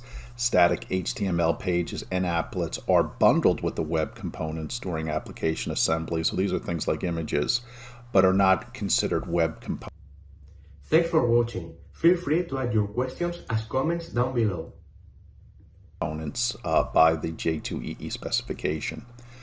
Server-side utility classes can also be bundled with web components like HTML pages, although, again, the static HTML pages are not considered to be web components. Like the client tier, and as shown in the figure on the next slide, the web tier might include Java beans and other components to manage the user input and send the input to the enterprise beans level for running business logic and other processing. And our typical web tier for J2EE server, building and running web applications, we have on this layer here, we have our JSP pages and servlets, both web pages that are responding to and taking requests from a web browser. There are going to be times where processing is offloaded to the Java Bean components for, again, that speed and that processing. Business tier could include images and also data processing. Java, or the Java virtual machine, comes in what they call flavors. And there are 3 flavors of Java. There is the Java SE, or the Standard Edition. There is the Java EE, or Enterprise Edition, and the Java ME, or the Micro Edition. The Java SE, or Standard Edition, is the base or the foundational edition. It contains all of the libraries and APIs that any programmer should learn to build project level or highly localized Java application. The Java EE, or Enterprise Edition, is for business, for large-scale distributed systems that meet the demands of business. It's built on top of Java SE and provides libraries for database. JDBC is a very popular connector for Java to databases. Remote method invocation, messaging, web services, XML processing, and defines standard and enterprise level APIs for Java Beans servlets, portlets, and Java server pages. The Java Micro Edition is more for developing applications for devices, so it's more embedded applications such as mobile devices, embedded systems such as set-top boxes. Java ME provides a subset of functionality of Java SE, but also introduces libraries for the hardware for the specific mobile devices and smaller devices. Because Java ME is based on an earlier version of Java, some new language features were introduced into Java 1.5 and may not be available. So just be aware that it may not be as flexible or have all of the features and functionality as Java Standard Edition. Let's go over installing the Java Development Kit. So the Java Development Kit also includes the Java Virtual Machine, which is the Java SE, Java 2EE that we just discussed. We'll also discuss setting our Java home environmental variable, and this example will be for Windows, but this can pretty quickly be moved to Linux as well. First of all, we want to install the JDK software. So you can, there's a variety of links available to download Java software or the JDK. So go out and search and you can find a variety of links. We want to select the appropriate JDK to download based on your needs. The JDK software is installed. It runs through an installer. It doesn't take very long. It's a very typical installation. And you can move the JDK to any directory on your system. So when you first install, for Windows, it does want to go into Program Files, and it will indicate a directory with the version. However, again, you can select any location. Then we want to set the Java home based on this location. So any applications or any other tools that use Java will know where to look for Java right away. So we're going to set this location to Java home. So this is an environmental variable. In order to set this, you can right-click on My Computer on the Windows desktop, go to the Advanced tab, select Environmental Variables, and then Edit Java Home, and point to where the JDK software is located. In this example, again, this is where we installed the Java development kit. Also, your path. So you may want to check your path variable as well. And with path, you will append the bin directory to this path. But this is what we will use for our Java home. Here we'll discuss running and compiling Java from the command line. We're not doing any coding here. But what you want to do is set into a directory. So you can see we're setting into a directory. And we already have a file with our application or with our class in it. In this case, it's helloworld.java. We dynamically set the path here. So you can see here it goes down to the bin, just like we talked about in the previous slide. Then we call a command javac, which is the compiler. So we call the Java compiler on our Java class or our source code. The Java compiler runs, and if you'll get some output, but we'll also see that javac, if we type dir, has created a new file called helloworld.class. So it'll have the same name as our Java file, except instead of a Java extension, it will have a .class extension. And you'll also see the helloworld.java. And in order to run from the command line, we'll just type not javac, but Java, and the name of the file. And this will call the class file. And then we'll see the output back to the console of Hello World. Let's talk about the Java main method. So our Java program, the execution starts in the main method. This is where all of our other classes are instantiated. A Java program starts executing in the main method. You can choose the name of any class to begin your execution, but the main method will always be called the main method, and it has to be there. Very, very similar to C and C++. The main method has a very standard way to be built. It has the public, static, and void up in the header, and so we can see here public, static, void, but it also is accepting an array, and there are different ways besides the standard way to pass parameters to customize the execution of our Java application. However, we must always pass a string objects or string arrays to the main method. That is a rule. Like I said, it can be customized, but the main method only accepts string objects or similar to string arrays. So exactly similar to C, C++, and many other programming languages, reuse is a big part of programming. I think every programmer knows that. We don't want to always have to go back. If we're using any kind of network resources, we don't want to add the code and reprogram. a lot of objects which have already been developed for working over a network or for any other types of resources that we need.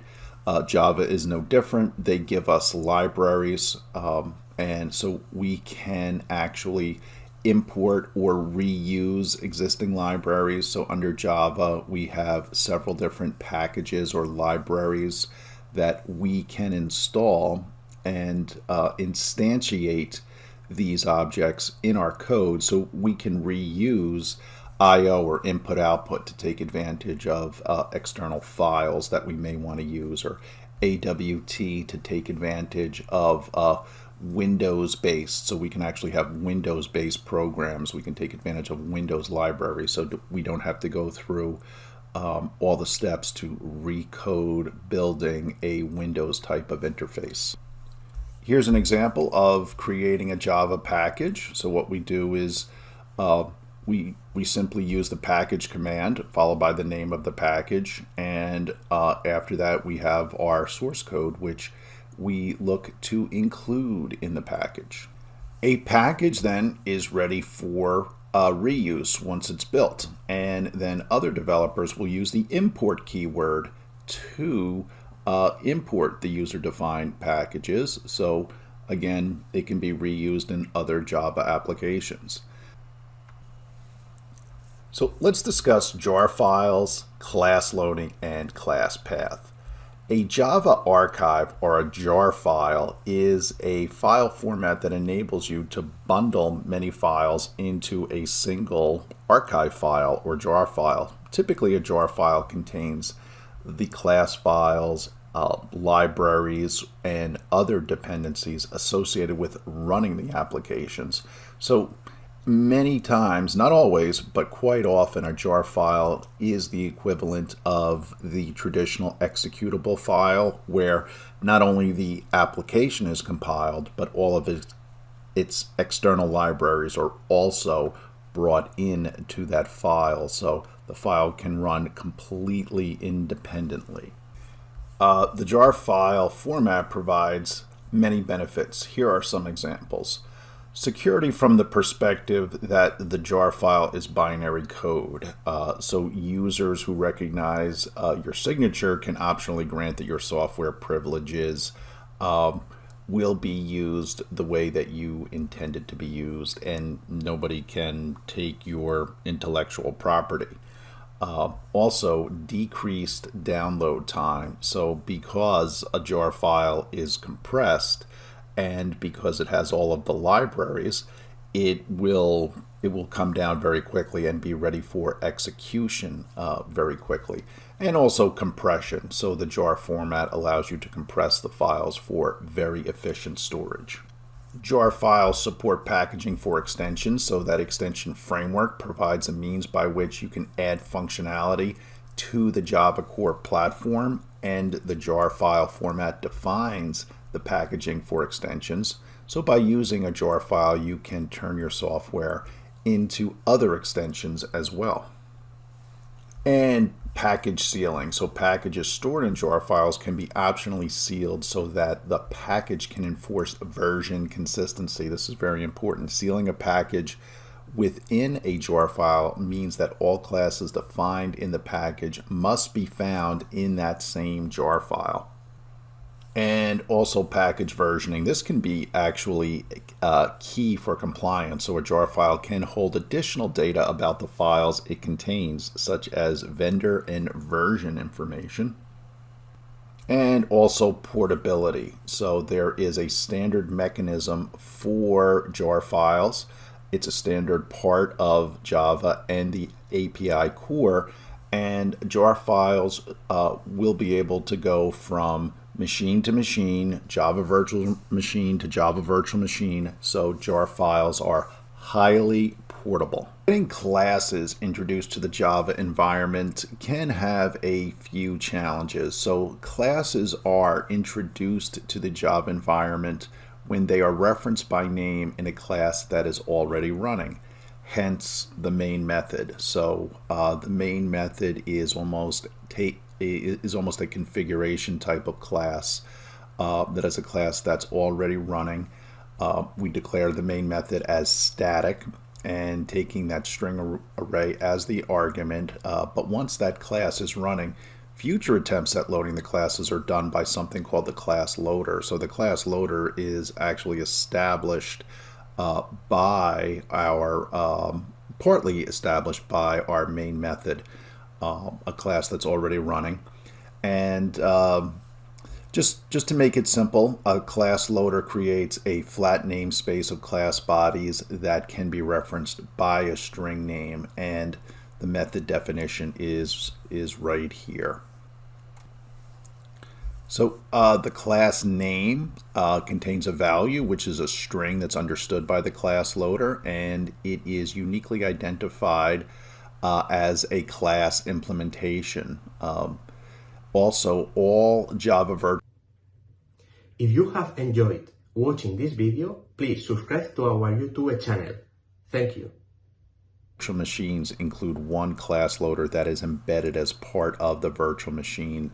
And this embedded class loader is called the primordial class loader. It is somewhat special because the virtual machine assumes that it has access to a repository of trusted classes which can be run from the virtual machine or the Java virtual machine. So Java natively, the Java virtual machine natively does not know where our Java classes are. So here we'll talk about how the Java launcher finds user classes. So user classes are classes built on our Java platform we're using in our Java development environment. To find user classes, the launcher refers to user class paths, which are lists of directories. It works just like our path directory. That's that environmental variable that's set for Linux and Windows. It's a set of search paths where files may be. Same idea here. So that class path has that list of directories, jar files, zip archives, which contain our class files. So a class file also has a subpath name, which reflects the class's fully qualified name. So not relative, fully qualified. So for an example, if the class com, my package, my class, and that's a 1 there, is stored under my classes, then my classes must be in the user class path, and the full path to the class file must be, and it's just simply looking back here for what the class path is. It's under myclasses.com, my package, and then we have the class name. If the class is stored in an archive named myclasses.jar, so a jar file, then myclasses.jar must be in the user class path, and the class file must be stored in the archive as com, my package. So it's just to simplify, a class path is just simply the path to the class that we're trying to call. Again, our class paths are values, string values of where our classes are, no different from the value of our path variable, which is a set of directories where our files are. The classes are separated in the class path, just like they are separated with our path variables. In the Linux world and Unix world, we use a colon to separate the various paths. In the Windows world, the individual classes are separated by a semicolon. The Java launcher puts the user class path string in the Java class path system property, and some possible sources are we see here the default value, which is a space, meaning that the user class files are all the class files in the current directory. If there is defined as an environmental variable a class path environmental variable, it will override any default value. So be aware, if you have a class path environmental variable, you can pass your own class path on the fly or on the command line. So if you use when you're running from the command line -cp or .classpath command line option, it overrides both the default value and the class path value. And another possible source is the jar archive specified by the -jar option. That overrides all other values. If this option is used, all user classes must come from that specified Java archive. Please go to the Oracle website. Again, Oracle is the current vendor for Java, and just do a search on the Java API documentations, and sometimes these links get a little dated, so certainly search around and find the current Java API documents. There are many JDK tools like Remote Method Invocation, Java Web Start, and others. So for a complete list, again, visit the Oracle website for Java. And again, you can start with this link, but also search, because sometimes these links do get dated. So you want to make sure that you are seeing the current information. There are many tools for developing Java applications on the market. These tools are called Java Integrated Development Environments. It's highly recommended that you download one and you use one. It's worth it for the syntax highlighting. It's worth it for the visual debugger. Those two are worth the price of admission alone. Many are free, and those are called the community editions. And then there are what they call enterprise editions, which do require a purchase. So for a complete list of the IDEs and feature comparisons, there are various wikis out there. The Eclipse IDE is one that is quite popular. It may be the highest market share for Java development. This is a free product, but also you can search for or go to this Wikipedia page and get more information on a very, very extensive list on Java integrated development environments. So just to summarize, we talked about developing software using Java. We talked about applications and web components, the various editions of the Java virtual machine, installing the JDK, compiling and running Java applications from the command line, the main method, the package and import statements, jar files, class loading and class paths, and we ended with Java Integrated Development Environments, or IDEs. Stay tuned for our next session, where we'll discuss the Java Collections Framework. Again, please consult your learning materials for information on Java private tutoring and coaching sessions. Thank you again for watching this video, and this has been a presentation of Coding Bootcamps. Welcome back to this Java Intermediate Level course. This course is a presentation of Coding Bootcamps. This lesson is Session 7 and will discuss the Collections Framework. Just to recap our previous session, we discussed applets, applications, web components, the Java virtual machines, the Java development kits, compiling and running Java from the command line, the main method, the package and import statements, jar files, class loading and class path, and the Java integrated development environment. Our Session 7 outline, the collections framework, the Java util or Java util package, container objects, and arrays as containers. You may see this quite a bit, actually, the Java util package. It contains libraries, classes for reuse.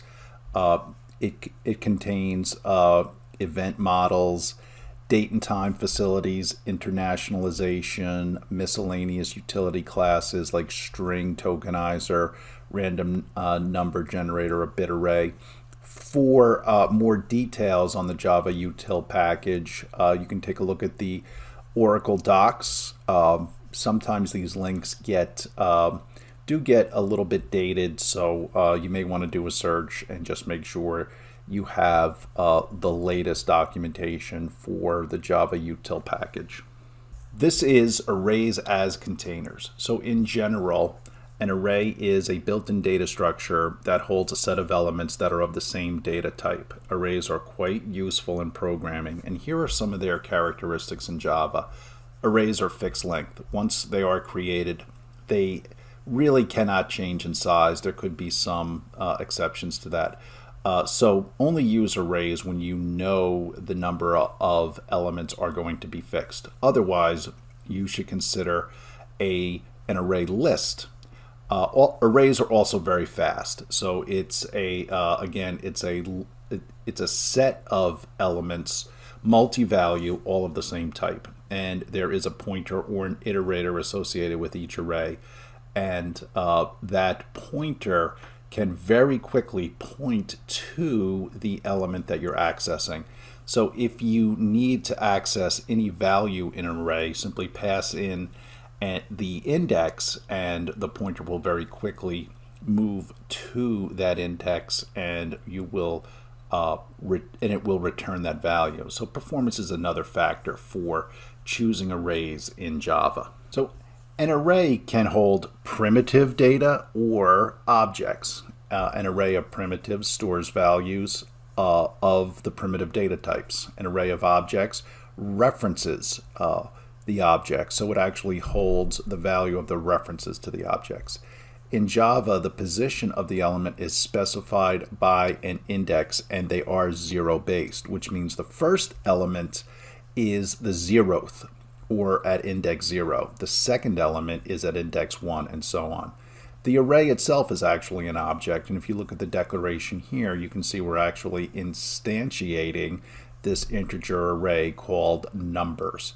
So this declares an array to hold 10 integer numbers. And this would be an example of an array of primitives. Stay tuned for our next presentation, where we will continue our discussion on Java collections.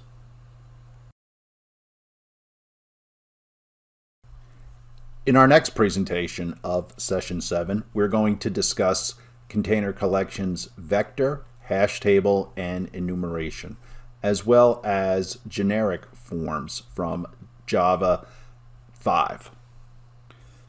The legacy class containers vector, hash table, and enumeration.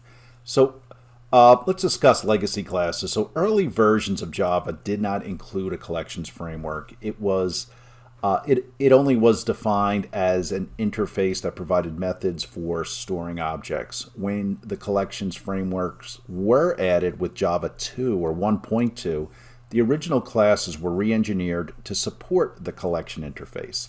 These classes are also known as legacy classes.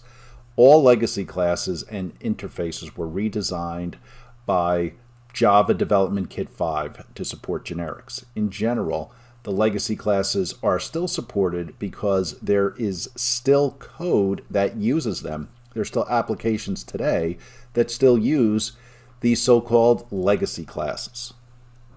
The enumeration interface. So the enumeration interface defines a method to enumerate, identify one at a time through a collection of objects. So point to a collection of objects one at a time. This interface is superseded or replaced by the iterator interface. However, some legacy classes such as vector and properties define several methods in which enumeration is still used.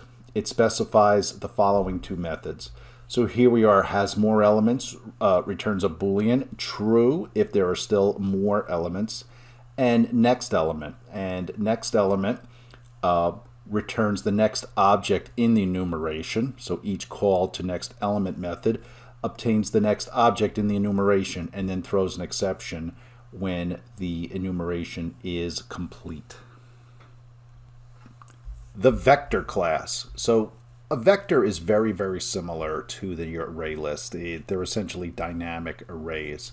There are two differences between vector and the array list. First, the vector is synchronized while the array list is not. The second is that it contains many legacy methods that are not part of the collections framework.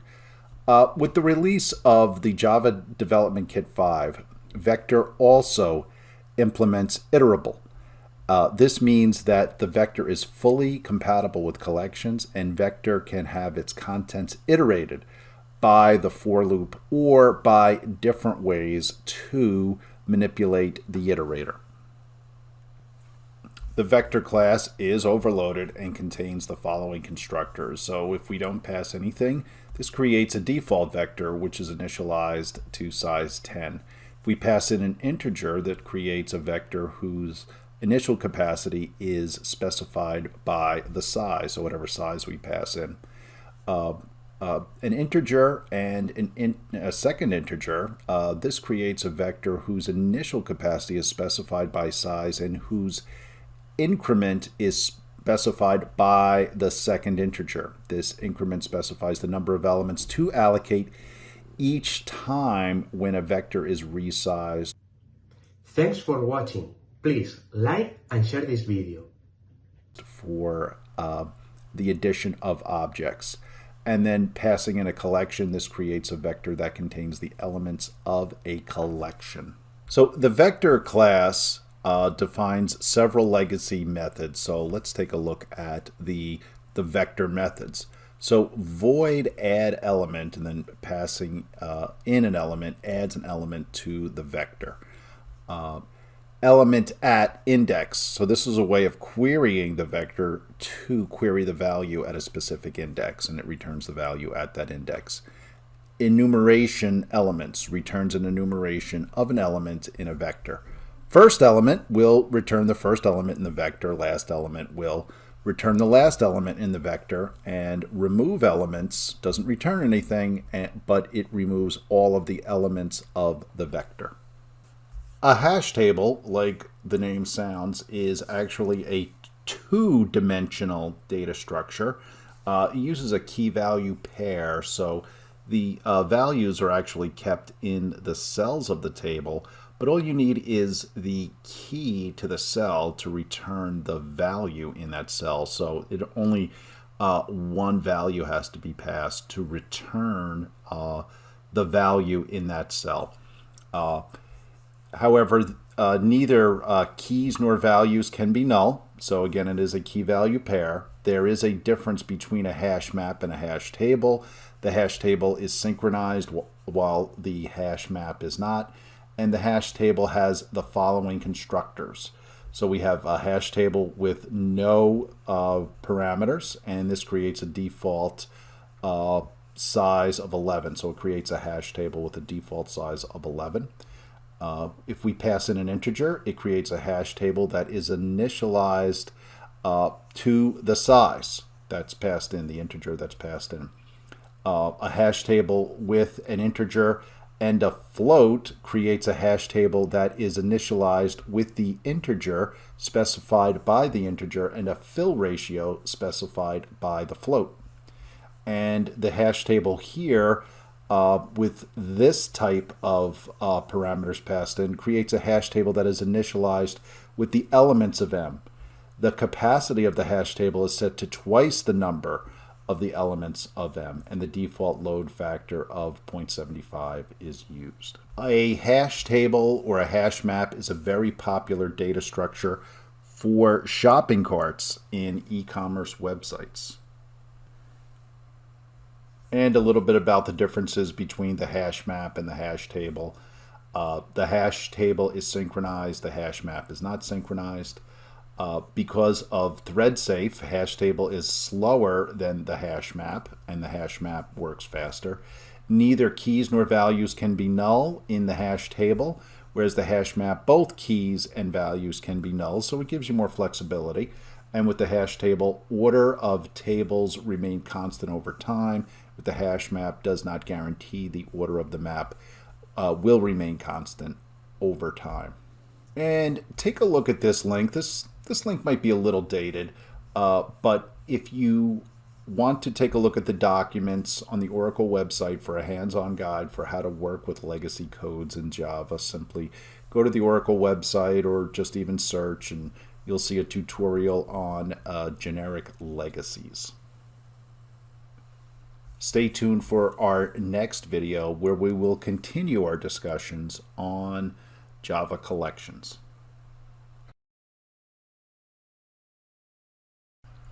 Welcome back to this Session 7 video, and this is our final Session 7 video. And in this video, we're going to cover collection interfaces, including lists, sets, and sorted sets, map interfaces, coding to interface, list sets, queues, and maps implementations, iterating collections with an iterator interface, collections, and the enhanced for loop, the Java util collections utility class, and sorting using comparable interface.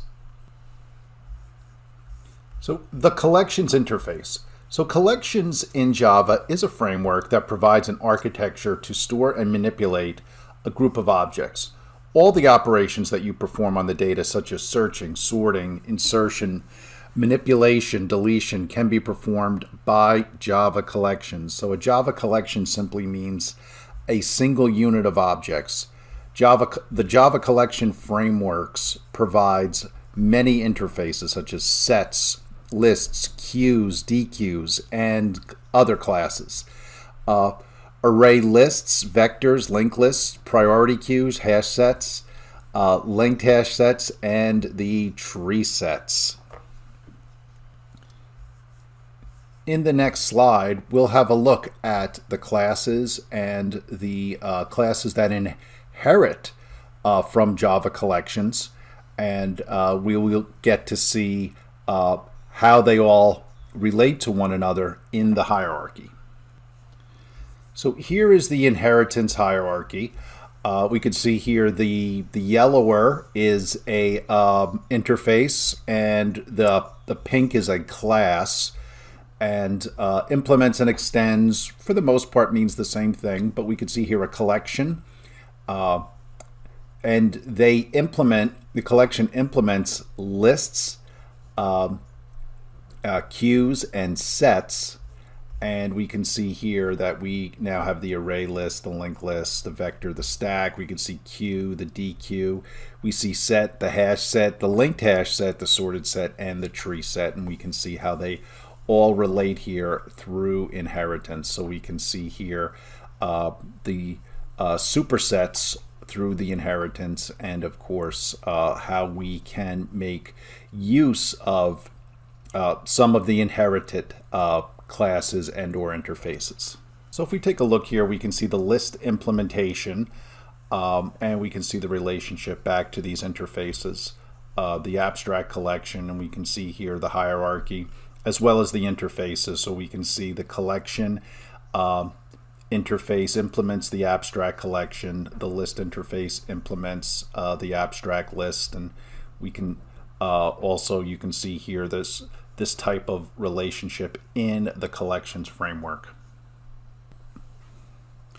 And we have talked about these relationships here in the collection interfaces. So again, we can see programming at specific interfaces. We can see these relationships and the implementation classes, array list, linked list, stack, and vector. And we can see here all these relationships. The maps we already talked about. So this is a great graphic that shows the relationships all really coming down from iterable. So here are the list interfaces, and we can see here from list, we can see this relationship here on how the list interface implements the abstract list, and the relationship down from abstract list. Very similar here with set interfaces. So we can see here the collection again, the way it comes down. We can see set, the set interface, the abstract set, and we can see here the hash set, the linked hash set, the enum set, and the tree set that are part of the set implementation coming off the set interface. And it's also, the tree set is also related to the navigable set. We can see something, again, similar for the Q element interfaces. QE interfaces is Q element interfaces. So we can see the interfaces here. The Q and DQ are the implementation here from abstract Q to abstract list. We can see DQ and array DQ, priority queue again, and link list and its relationship to the DQ interface. And remember earlier we said that the mapping is similar to a table. So with a table we have row and column. So there are we need two coordinates or two entries to make a cell in the table. So we have the map interfaces here, so we can see how the abstract map is implemented from the map interface, and we can see the relationship here and how the navigable map implements the tree map. So the array list class declaration, so we can see it here for importing the Java util array list class, and there are 3 constructors. The constructor, if we don't pass anything, it's used to build an empty array list. If we pass in a collection to array list, it's used to build an array that is initialized with the elements of the collection. And if we pass in an integer, it's used to build an array that has the specified initial capacity. So again, continuing with collection interfaces, there are 2 ways to traverse collection elements, by an iterator interface or by a for each loop. And if we look down here, we can see that we have a class. We're importing the Java utility package that we talked about earlier. So we have our class test collection 2, and we have our main method. Here we're instantiating array list, and we're calling it AL. And we're calling add on AL, so we're adding these elements. And now we're going to loop through these elements, and we're going to be able to return each of these. So let's take a look at the linked list class declaration. We can see here, we can start with these 2 constructors. We have linked list with no parameters, and that's used to construct an empty list. And if we pass in a collection to linked list, it's used to construct a list containing the elements of that specified collection in the order that they are returned by the collection's own iterator. So let's take a look at the methods that are part of linked list. So we have an add that accepts an integer and an object element, and this is used to insert the specific element at the position of the integer that's passed as the index. Then we have the add first, and we're passing object, and it's used to insert a given element at the beginning of the list.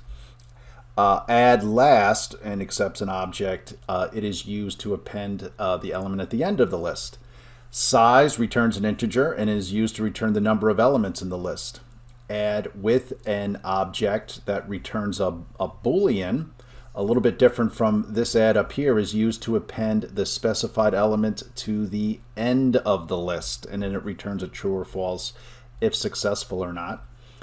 Contains, and then passing an object, is used to return true if the list contains the specified element. So this is contains is searching. And remove with a Boolean that returns a Boolean is used to remove the first occurrence of the specified element in the list. So notice it's the first occurrence of the specified element.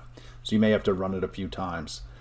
Then we have get first, and that's used to return the first element in the list, and that obviously returns an object. Get last also returns an object, and it is used to return the last element in the list. These are the methods in the Java list interface. So again, this is the interface, and we can see here how list extends collection. So we have our add, which returns a void, and that accepts an integer and an object element, and that's used to insert an element into the invoking list at the index passed by the integer. Then we have add all, and that returns a Boolean, and that accepts an integer and a collection, and it's used to insert all elements of the collection into the invoking list at the index that's passed as the integer. We also have the get, which also takes an integer, and it's used to return the object stored at the specified index within the invoking collection. So we can see here an object is returned. Then we have set, and an integer, and an integer is passed, and so is an object, and it's used to assign an element to the location specified by the integer within the invoking list. Remove, and the integer is used to remove the element at the position of the index or the integer that was passed in. And we have the list iterator. It is used to return an iterator to start the invoking list, and that returns a list iterator. Now remember that list iterator, very important. These are the methods of the list iterator declaration. So now this iterator that is going to traverse the list, we are going to call has next on it. If that is true, that method returns true if there are more elements to traverse in the list. Thanks for watching. Feel free to add your questions as comments down below. Next, and returns an object. This is a method that returns the next element in the list and then advances a position. So one time we can test if there is next. Sometimes we can test if there are any elements at all. So these are very, very useful. These types of methods have been used in files to find the beginning of a file, an end of file, the next line in a file.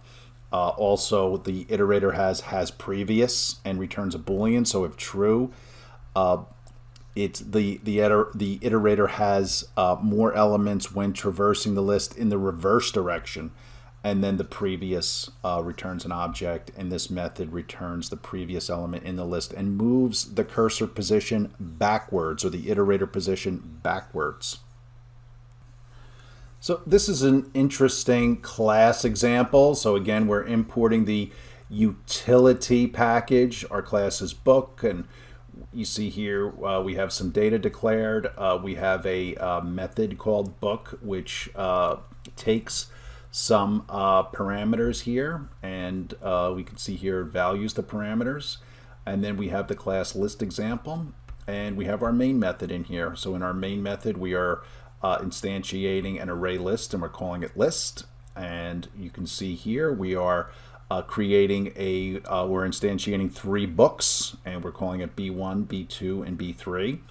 Then we are adding book to the list. So you could see here we're taking B1, adding it to our list, and again our list is right here. And then we're adding B2 to the list, and then we're adding B3 to the list. And again, these objects have all of these attributes, which are name, author, publisher, and quantity. So you can see them all here. And so now we added these books, and now we can traverse them with our for loop, and we can print out each one. So we can print out each. So the B here means the current one that the for is pointing to. So B1 will be the first time, and then it'll move to B2, then it'll move to B3. So it'll print out, if we're just pointing to B2 in this for loop, it would print, this would output ID as 101, and then let us see, and we'll see the author, the publisher, and the quantity all right here. So this is a really good example. Can really pick this up quite easily, and so possibly think about keying this in and running through it. So we have our mapping interface, and again, a map is a two-dimensional, so we have a row and a column. So the map contains values based on that key value pair, and each key and value is known as an entry or a cell, and the map contains its unique keys. A map is useful if you have to search, update, or delete elements based on a key. It's also very, very efficient because we only need that one key to return the value, and we can store a lot in the map interface. The map interface methods We have put, and we have our keys and our values, and that's used to insert an entry into the map. Then we have put all, and we pass in the map, and that's used to insert the specified map into this map. Then we have the remove and pass in a key, and that deletes an entry from the table. Then we have the get. So the get, notice we're just passing in a key, and it's used to return that value from the specified cell based on that key. Contains key, and we pass in a key, is used to search for a specified key from the map. Key set is used to return the set view containing all the keys, and that returns the set. And entry set also returns a set, is used to return the set view containing all of the keys and values. So again, this is a data structure that's often used in shopping cart applications for e-commerce web applications. And again, another great example of the hash map. So we're using the import util package.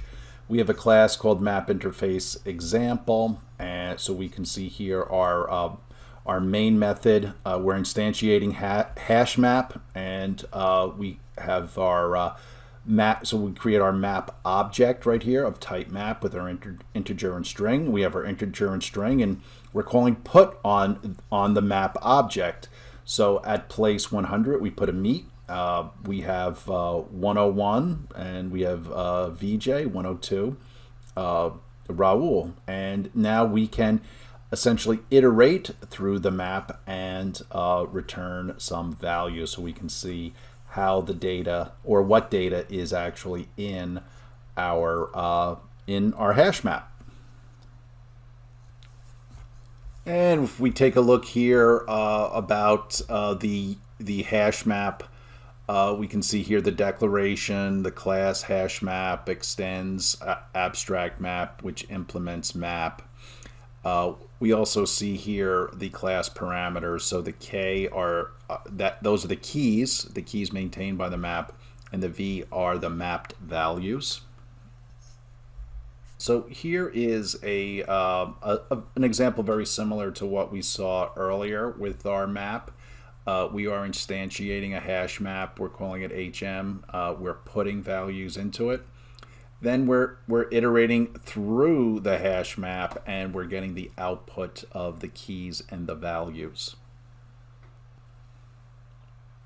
So please take a look at your learning materials. The collections framework are covered more in depth in the materials. Specifically, there are hands-on examples that cover the list, the set, the queue, and the map implementations, and these are taking elements, and the map is taking the key value.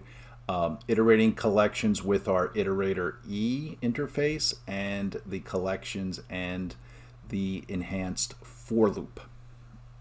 So let's take a look at the Java Collections utility class. So the Java Utility Collections class consists exclusively of static methods that operate on or return collections. So collections are what are returned.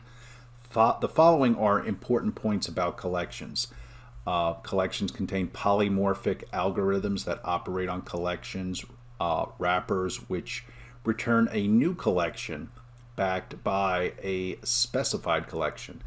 The methods of this class all throw the null pointer exception if the collections or objects provide to them are null. So if we have any null values, we're going to get the null pointer exception. And if we look here at the class declaration, the following is the declaration for the Java util collection. So you can see here the declaration for a class that extends object, and the following are fields for the collection. So here the static list, empty list. This is the empty list that is immutable. The static map, empty map. This is again the empty map, and that is immutable. And then we have the static set, empty set, and this is the empty set, which is also immutable.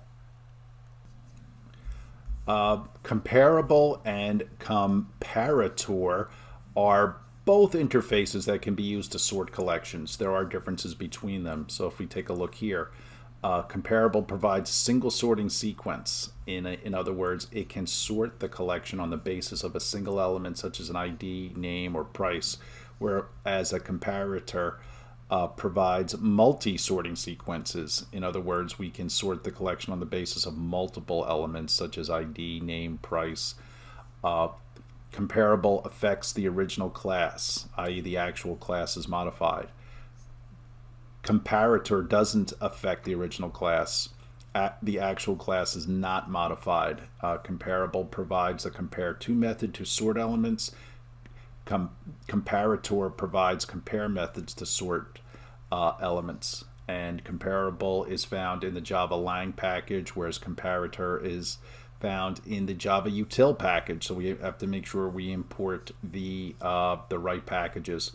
And we can sort the list elements of comparable by collections sort with a list method, and we can sort the list of comparator types by collection sort, same thing as over here, but we can also pass the list and comparator in this method.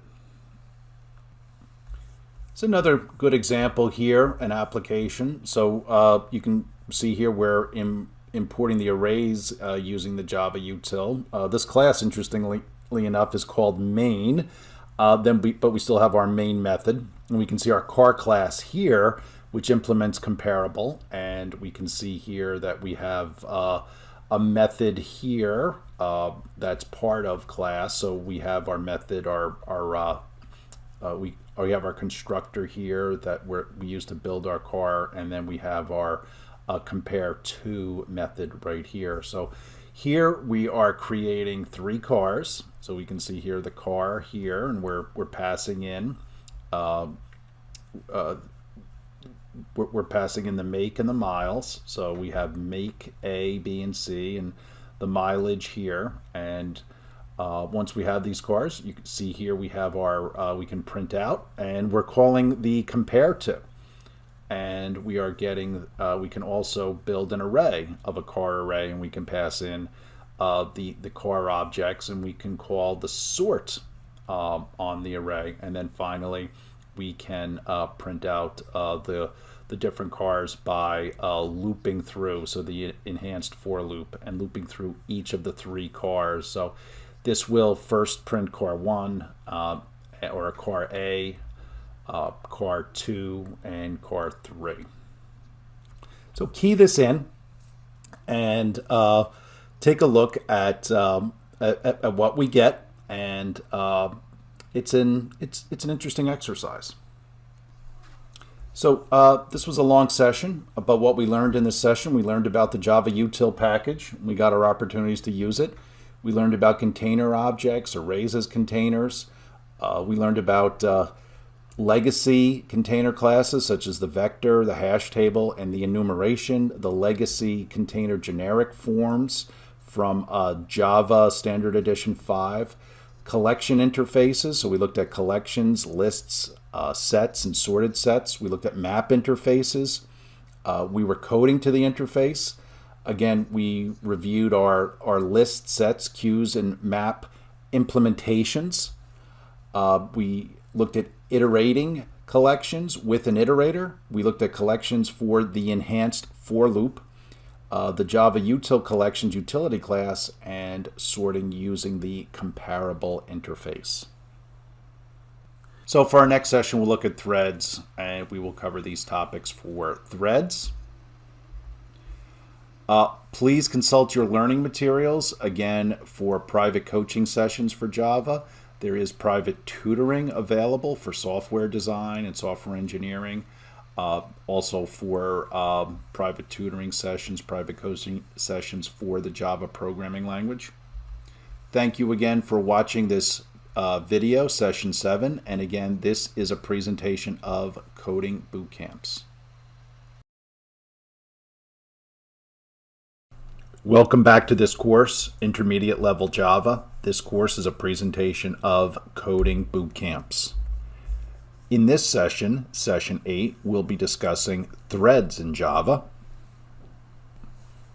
In our previous session, we discussed the Java util package, and we discussed container objects in Java. Here's our outline for this session. We'll look at the life and states of a thread, creating a thread, stopping a thread. We'll look at synchronized code. So let's look at the life and states of a thread. So a thread can either be in, depending on who you talk to, 4 or 5 states. The life cycle of a thread in Java is controlled by the JVM, and the JVM states are as follows. There's the new state, there is the runnable state, the non-runnable state, the running state, and the terminated state. There are 2 ways to create a thread: by extending the thread class, or inheriting from the thread class, or by implementing the runnable interface. Here are the thread constructors. So we have here the thread with no arguments passed in. We have a thread constructor here with the name of the thread passed in as a string. And then we have a thread with the runnable object. And then we have the constructor thread with the runnable object and the string name. And here are some of the methods of the thread class. So we have run, which returns nothing, and that's used to perform an action on the thread. We have start, and starts the execution of the thread. So the GV. If you have enjoyed watching this video, please subscribe to our YouTube channel. Thank you. The JVM calls the run method on the thread. We have sleep, so that causes the thread to get swapped into a different section of memory, and then it is not executing for a certain amount of time. Its state is saved. We have join, so it waits for a thread to die. We also have join with a milliseconds, a long value in milliseconds passed in, and that waits for the thread to die for a specified number of milliseconds passed in as the long. We have get priority, returns the priority of a thread because the operating system will rank the running of the thread in a priority. There's a way to set a priority, so we pass in an integer as a priority, and that returns an integer. And also get name returns the name of the thread, and that returns a string. So creating and starting a thread. The runnable interface should be implemented by any class whose instances are intended to be executed by a thread. Runnable interface has one method named run, and we can see it here. Public void run is used to perform actions for a thread. The start method of the thread class is used to start a newly created thread, and it has these 3 tasks. A new thread starts. The thread moves from the new state to the runnable state. When the thread gets its chance to execute, its target run method will actually be executed. So everything we talked about is, I think, more easily understood if we take a look at an example. So we can see here we have a class that's inheriting from thread. So now it has all of the thread methods and properties, including the run method. So we can see what's going on here with the run method. We have our main method. So now we instantiate multi as T1, and we can see here that multi is a thread. We call start, and then we get that output here. The thread is running. And here we see an example here of implementing a thread, or an example of a thread implementing the runnable interface. So we have a class multi3, and it implements the runnable interface. We have our run method. So we have our main method here. So we instantiate M1 as multi3. Here's multi3 up here. And now we see here we take the M1 and we pass it into thread, and we instantiate T1 as a thread that with the runnable interface passed in, or the object created with the runnable interface. And notice here again we call start on T1, and we can see that this thread is running. So try both of these examples, key this in. It's a really great way to get some experience with the thread, inheriting from thread, and also the runnable interface. So let's take a look at the runnable package and the thread package. So the thread package class is a thread of execution in a program. The Java virtual machine allows an application to have multiple threads of execution running concurrently, and we can see that because we do multitasking in computing. We can start up several instances of Word, we can start up several instances of Notepad. Those are examples of applications, the same applications, each running on their own thread. Every thread has a priority, so the operating system will prioritize each of these threads. Threads with higher priorities are execute in a preference of threads with lower priority. In other words, the higher priority threads will execute first, lower priority threads will wait. There have been examples of threads that were so low priority that they were never selected for execution. Each thread may or may not be marked as a daemon. There are two ways to create a new thread of execution. One is to declare the class of subclass thread. We saw that a little earlier. The other way is to create a thread and declare it as a class that implements the runnable interface. And we just looked at two examples of these. One time where we inherited from thread, and another time where we implemented the runnable interface. We can see here thread fields. So we have max priority and norm priority. Max priority is the minimum priority that a thread can have, and norm priority is the default priority that is assigned to a thread. Both of these properties or fields are static integers. So let's discuss the runnable interface. So the runnable interface defines only one method called run. When a thread is started in Java by passing or calling thread.start method, it calls the run method of the runnable task, which was passed to the thread during its instantiation or during creation. Code written inside the run method is executed by the newly created thread. And there's been some debate in the Java community since the start method internally calls the run method. There's just been some questions, why not call the run method directly? And there's also been questions about what is the difference between start and run methods in Java. Well, when you call the runnable interface run method directly, no new thread will be created, and the tasks defined inside the run method is executed by the calling thread. So there are slight differences depending on what you want to do. So understand the difference and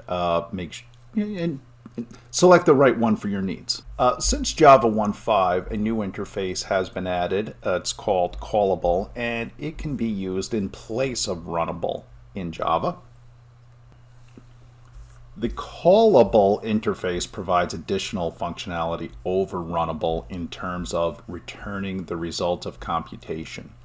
Since the return type of the run method is void, meaning it doesn't return anything, it cannot return any information, which is sometimes necessary. On the other hand, the callable interface defines the call method, which can return data, returns a type as future, which can be used to understand or return data on computation from the thread running in Java. So please take a look at this link here for more information on callable and runnable. Here's an interesting example. We demonstrate here how to stop a thread with help from some timer classes. So we're importing our timer classes here, we have a class canStop, which is a thread. It extends thread, and we can see here the run method and a request stop method here. Here is our main method. Sometimes it's hard to see. Well, in this example, it may be hard to see, but here it is, and here's a new timer. So what we're doing here is we're taking canStop, which is a thread, and we're instantiating it as a stoppable, and then we call start on stoppable, and with the timer, we are requesting our stop. So please take a look at this. This is a try it exercise. Try it out, and you will get a little more experience with writing classes using threads and the methods associated with threads. Threads can run simultaneously, or maybe not simultaneously. So we'll take a look at an example here. This is one example of multitasking, inter-thread communication. So inter-thread communication or cooperation is all about the synchronizing of threads, swapping them out to different sections of memory, or essentially stopping their execution temporarily, and then allowing other threads to execute. So cooperation or inter-thread communication is a mechanism by which a thread is paused. It's paused its running or its execution. It's swapped into a different section of memory, and another thread is allowed to enter at running in the section of memory that the previous thread was running in, so it could be executed, and that can happen quite a bit. All of this is implemented by the following methods of the object class, so the wait, the notify, and the notify all methods.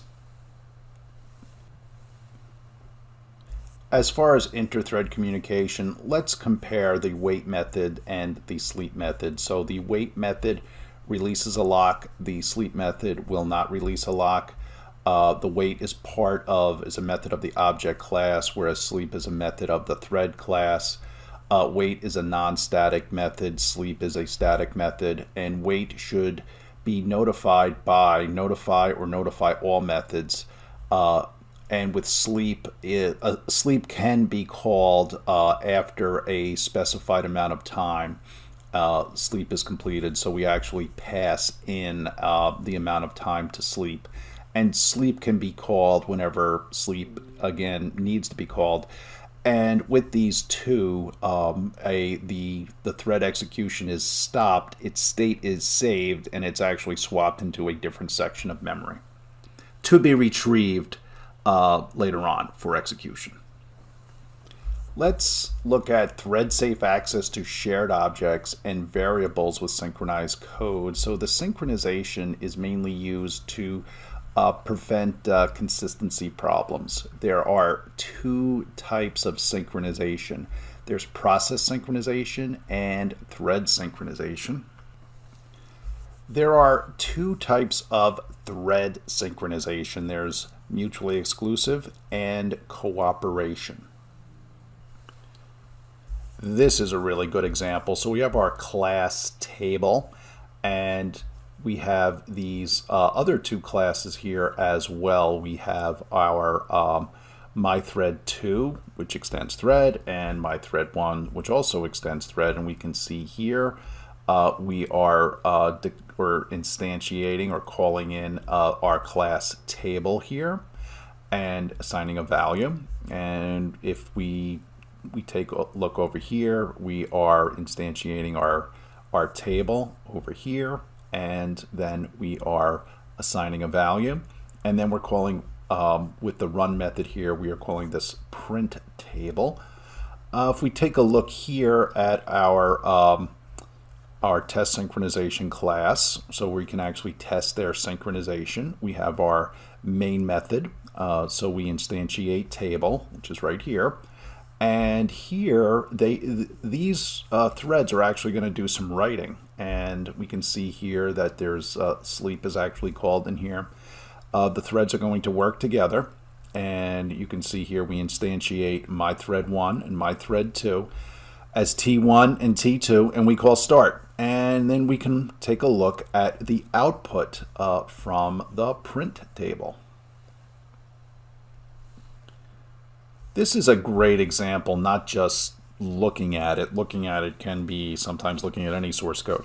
However, though, if you run this, if you key this in and run this, it'll really it's a great demonstration of the two threads running together and what they do when they're running together.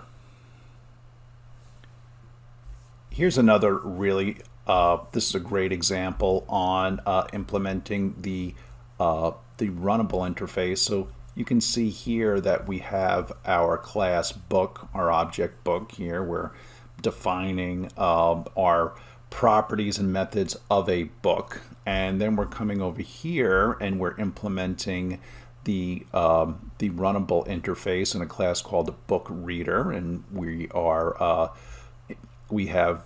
passing in book here, and then down here we are calling our run methods, and we're getting some output here on book.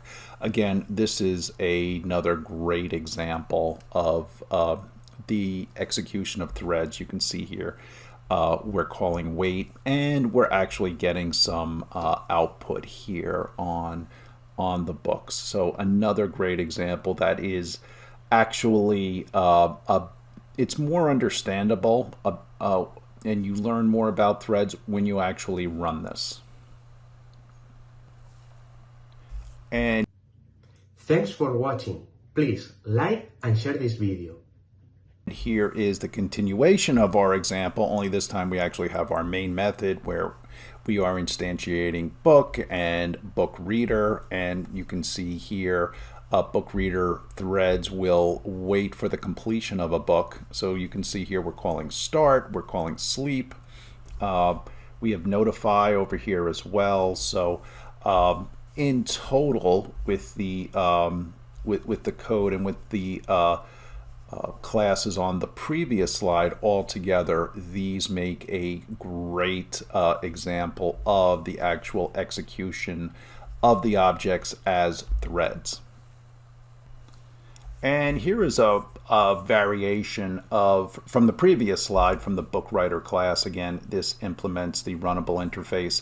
Instead of using notify here, we're using notify all. So take a look at the differences between these. You can whatever application you had keyed in, you can update the book writer class with what we see here, especially the notify all, and really get a good feel for what's going on as far as threads. One thing to be careful about: if you want to use the debugger to step through the code, you can do that. However, the behavior of the thread will continue even though you're stepping through your code. So just be aware of that. Once the thread starts, it will not be interrupted by the debugger. So you may get a little confused if you want to use the visual debugger.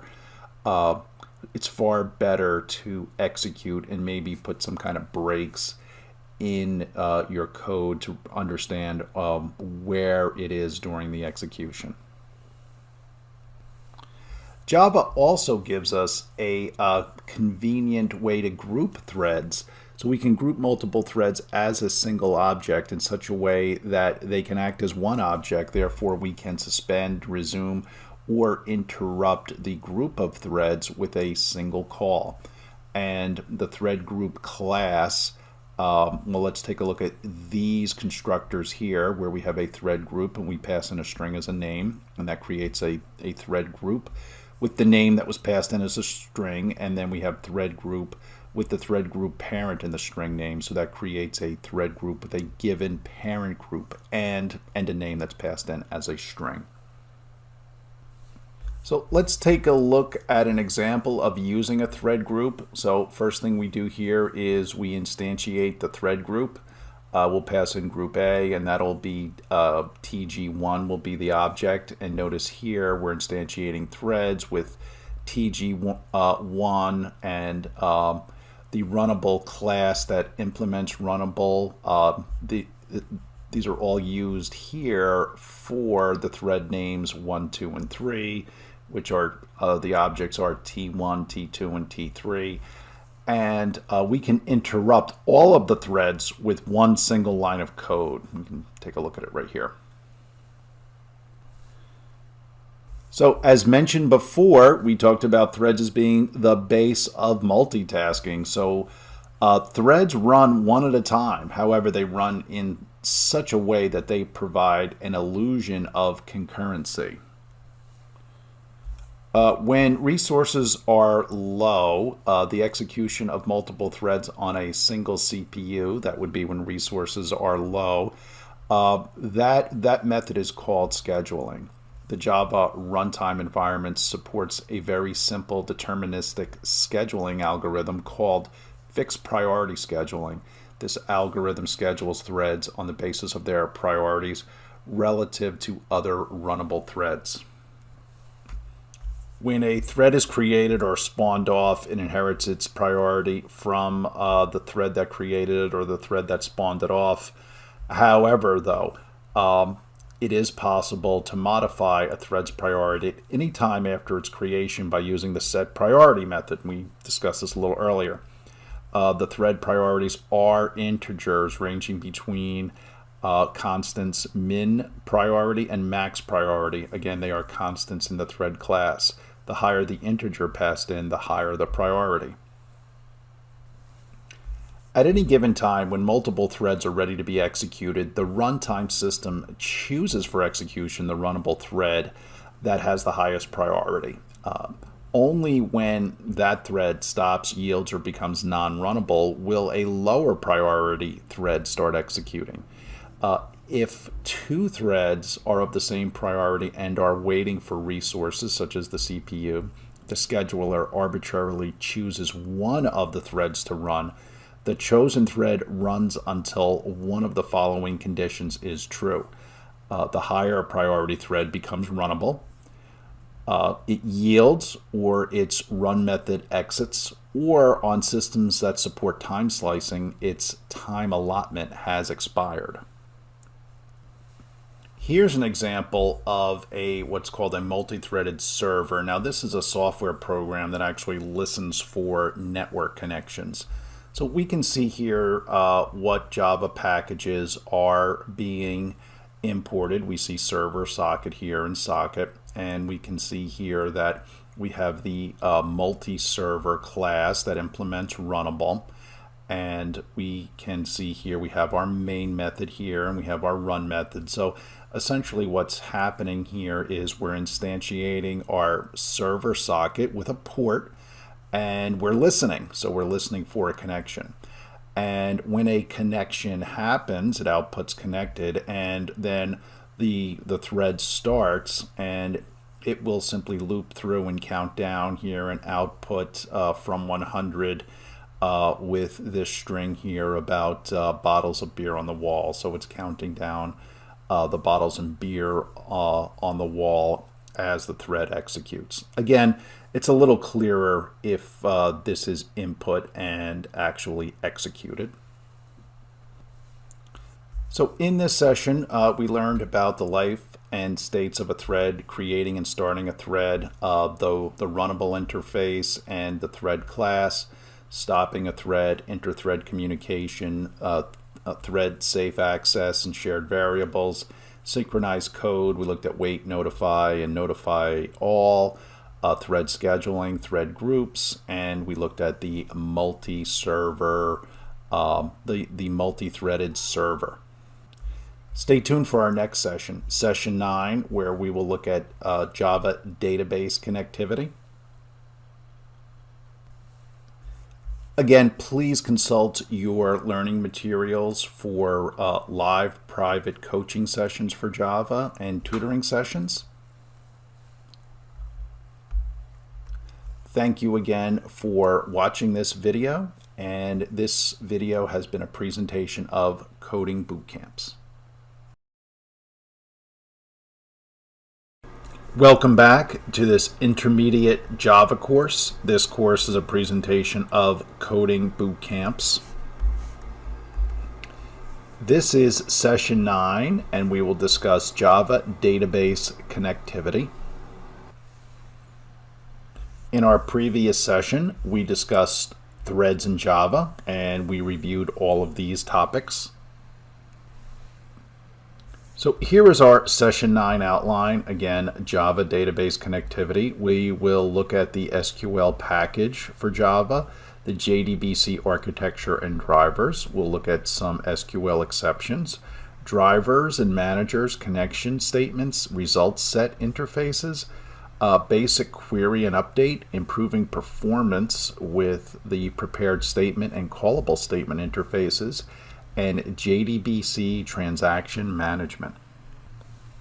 So the Java SQL package includes all of the classes and interfaces necessary to perform almost all JDBC operations, such as creating and executing SQL queries. So JDBC stands for Java Database Connection, and SQL stands for Structured Query Language, and Structured Query Language is a relational database language. If we take a look at some of the classes and interface of the Java SQL package, we can see here we can have the blob, and the blob is a binary large object which is used in a database. We have connections, callable statements, clob, and that's a character large object which is also a database data type.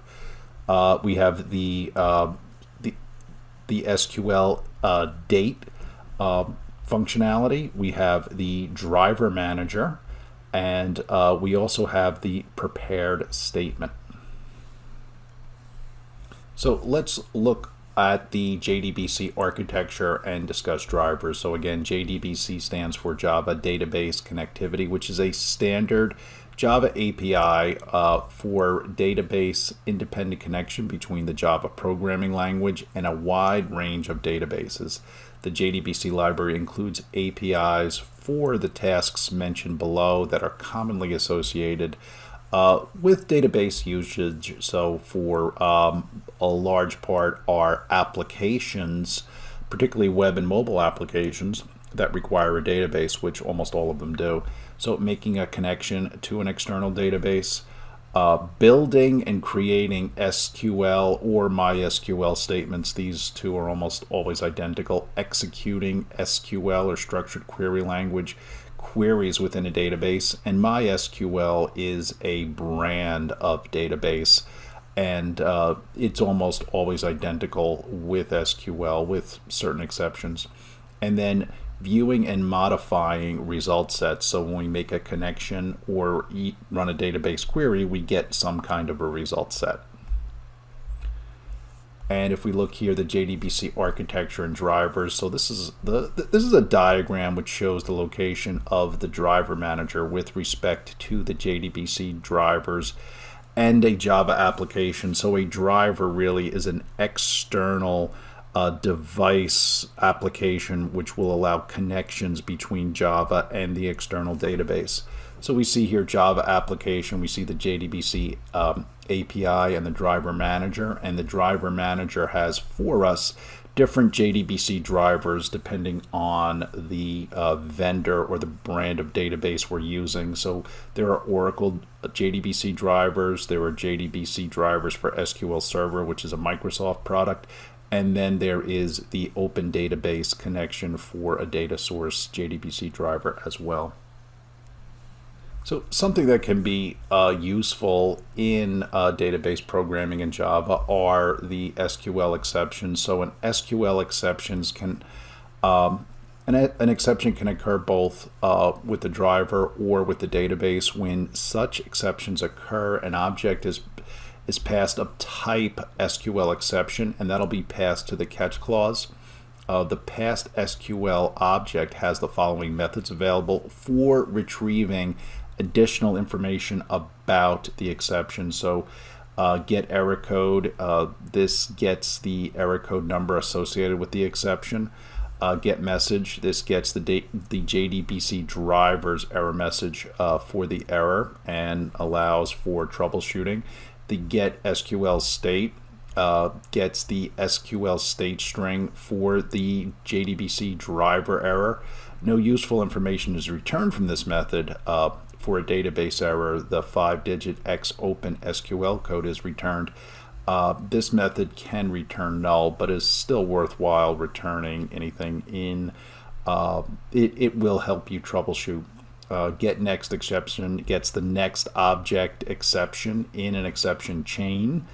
The print stack trace prints the current exception or throwable, and it's backtrace to the standard error stream, and print stack trace prints this throwable and its backtrace to the print stream you specify. Here we'll discuss the driver manager, the connection, the statement, and the result set. So statement objects allow you to execute your SQL queries. So a query could be a select statement, could be an update, could be an insert, and retrieve the results through a class called result set, which we'll look at later. To create a statement instance, you call the create statement method on the connection object you have retrieved using one of the driver manager get connection. So first we have to make a connection, and then we can call the methods described. We make the connection and that returns an object. Please check your Oracle documentation for more information on the connectors. A result set. So a result set is that list of records or a Boolean or some data that comes back from our database connection. So a result set object maintains a cursor. So it is a multi-dimensional data structure almost. Thanks for watching. Feel free to add your questions as comments down below. Always, even if there is just one element, and there is a cursor or a pointer pointing to each record. So a result set maintains that pointer to the current row. Initially, the cursor is positioned before the first row. The next method moves the cursor to the next row, and because it returns true or false when there are no more rows, the result in the result set object, it can be used in a while loop to iterate through the result set. So if our result set returns 10 records, what we can do is, one of the ways is to use a while loop, and we can test to see if there is one more record in the result set, and we can return each of those records one at a time. So if you look closely here, here is an example of our connection statement. So we are making a connection to an external database, and we are returning the statement object here. Then we have our result set class. So we see it's being instantiated here. So we're taking our statement, our connection statement, calling execute query on it, and we're passing in a string, which is actually an SQL query.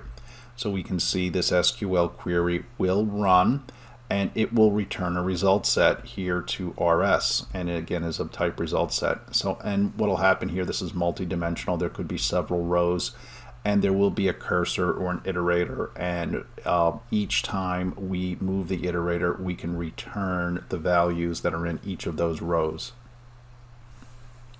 So here's an application, and this is a good application, a Java class here for making a connection to a database. You can see we're importing Java SQL, and our class is Java example, and we have our database driver here, and we have our database URL. And so these are both required. We have our database connection username and password, and here is our main method. So we null out our connection and our statement, and what we do here is we have our try, and we pass in our database driver and where that is, and we print out are we connected, and then we pass in our URL connection and our username and password, and then we have full user database connections. Then we want to execute the query, so we can use a creating statement for debugging. We create our statement based on the connection. So when we made our connection, we are we got statement back, or the statement object, and then we build our SQL string, which is nothing more than just a string object. And then we pass our SQL string to our execute update that's being called on statement. And then this update will run, and we will be able to see that result set. So this is not returning anything because an update doesn't return anything. Typically it doesn't. There are ways to get results though, whether it was a pass or a fail. And now we can actually then reuse these statements here for a result set. So we build another SQL string. You can see here this is a select statement, and then we take this SQL, we pass it in here to execute query. We call execute query on statement. That returns a result set, and what we can do is iterate through that result set. Again, if it returns 5 records, we can iterate through all 5 records and actually get their values. So here is a continuation, and this is a good example here of moving through result set. We're calling next on RS, which is our result set. So if there is next or another record, it'll return it, and we can see in this case we are looking for 1, 2, 3, 4 columns. So here we are going to return the data from the ID column back to ID for this iteration of the loop. Age back to age. We're going to return first name and last name as strings here. Then we're going to display each record. So this will loop for if there are 10 records, if the cursor is pointing to the first record, and if there's a second, this loop will continue to iterate until there are no more records in the result set. And then it's a good practice to close the connection. Here is some exception handling right here. Again, it's a great idea to actually try this to really understand it. This you can actually use the visual debugger and walk through line by line, but you have to have the database installed. You have to know where the driver is. So there is setting this up does require a little bit of work, but once you have it running, building an application like this is very straightforward. And running a simple application like this gives you a great understanding of Java and database connectivity. So let's take a look at improving performance with prepared statement and callable statement interfaces. So here are some interfaces here. So statement is used for general purpose access to a database, useful when you're accessing static SQL statements at runtime. The statement interface cannot accept parameters. So prepared statement, when you plan to use SQL statements many at a time, the prepared statement interface accepts input parameters at runtime. And the callable statement, use this when you want to access the database stored procedures. The callable statement interface can also accept runtime input parameters. So stored procedures are database applications or database programs, and they do the stored procedures will return data. They do take parameters, and they do have to be called. So callable statement will allow you to call those database programs. A little bit different from queries, which really just give you the data in the database or update or add data to the database. The stored procedures are actually database programs, which, like Java, will return data and also may need to accept parameters. So it's a bit of a different way of working with the database. So if we take a look here, we can see that these are stored procedures for Oracle. You can see here that there actually are parameters that need to be passed in, and then this SQL code is executed. This is also a similar process here. So these need a different way than just simply querying, updating, or inserting. These types of stored procedures need a different way of interacting. So the callable statement object, that's what it's there for. And again, this is a framework of using the callable statement. So we make our callable statement, we set our callable statement object here. Well, in this case, it's set to null, but we would set a string.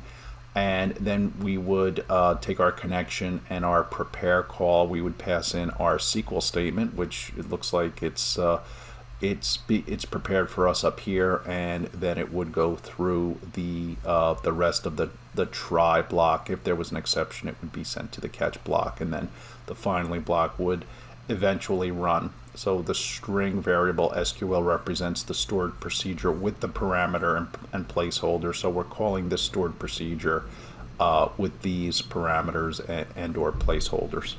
So if we look at JDBC transaction management, your JDBC connection runs by default in auto commit mode, which means that once you complete your SQL statement, the database transaction is automatically committed to the database. So updates are automatically committed. Any other inserts that you do are automatically committed.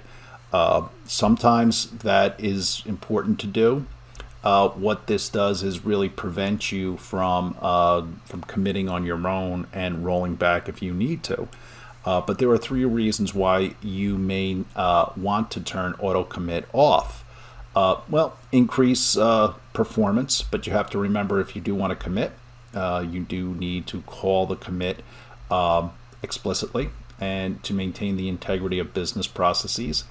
So that may mean that if something doesn't look right, the database can be rolled back, and also for distributed transactions.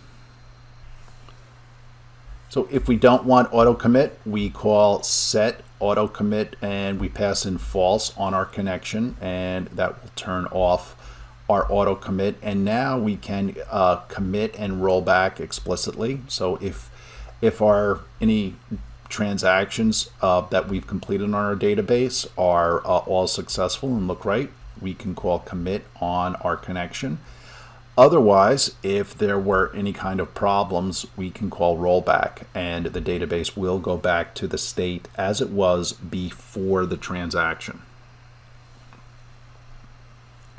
So take a look here. Let's take a look at this. It's not a complete application, but you can see here we're using our try catch because we could introduce an error because of problems with the database connection. But we're assuming a valid connection.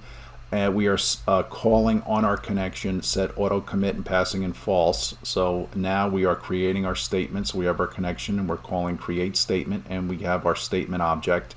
We build our SQL query right here. So notice how we're building it. And then now we take our statement object, call execute update on our SQL, which is right here.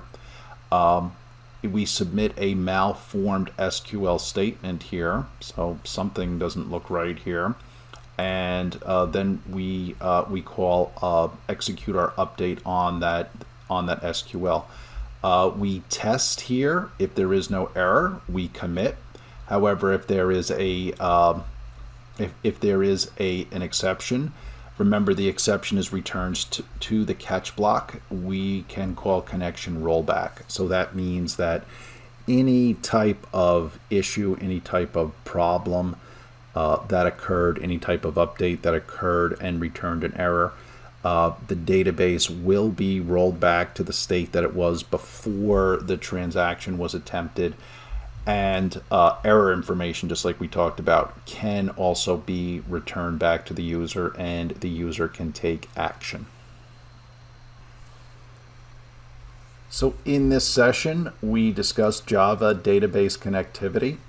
We learned about the Java SQL package, the JDBC architecture and drivers. We learned about SQL exceptions, the driver manager, connection, statement, and results set interfaces, basic queries and updates, improving performance with prepared statement and callable statement interfaces, and JDBC transaction management. In our next session, we will discuss Java web applications, and a lot of this also covers mobile applications as well. We'll look at Java Enterprise Edition application servers, and we'll discuss servlets and HTML and retrieving request parameters, as well as other Java web application topics. Please consult your learning materials on private tutoring sessions for Java, and also private tutoring sessions for Java programming. Thank you for taking the time and watching this video. This course is a presentation of Coding Bootcamps. Welcome back to this Java Intermediate course. This course is presented by Coding Bootcamps. This is our final session and our final video.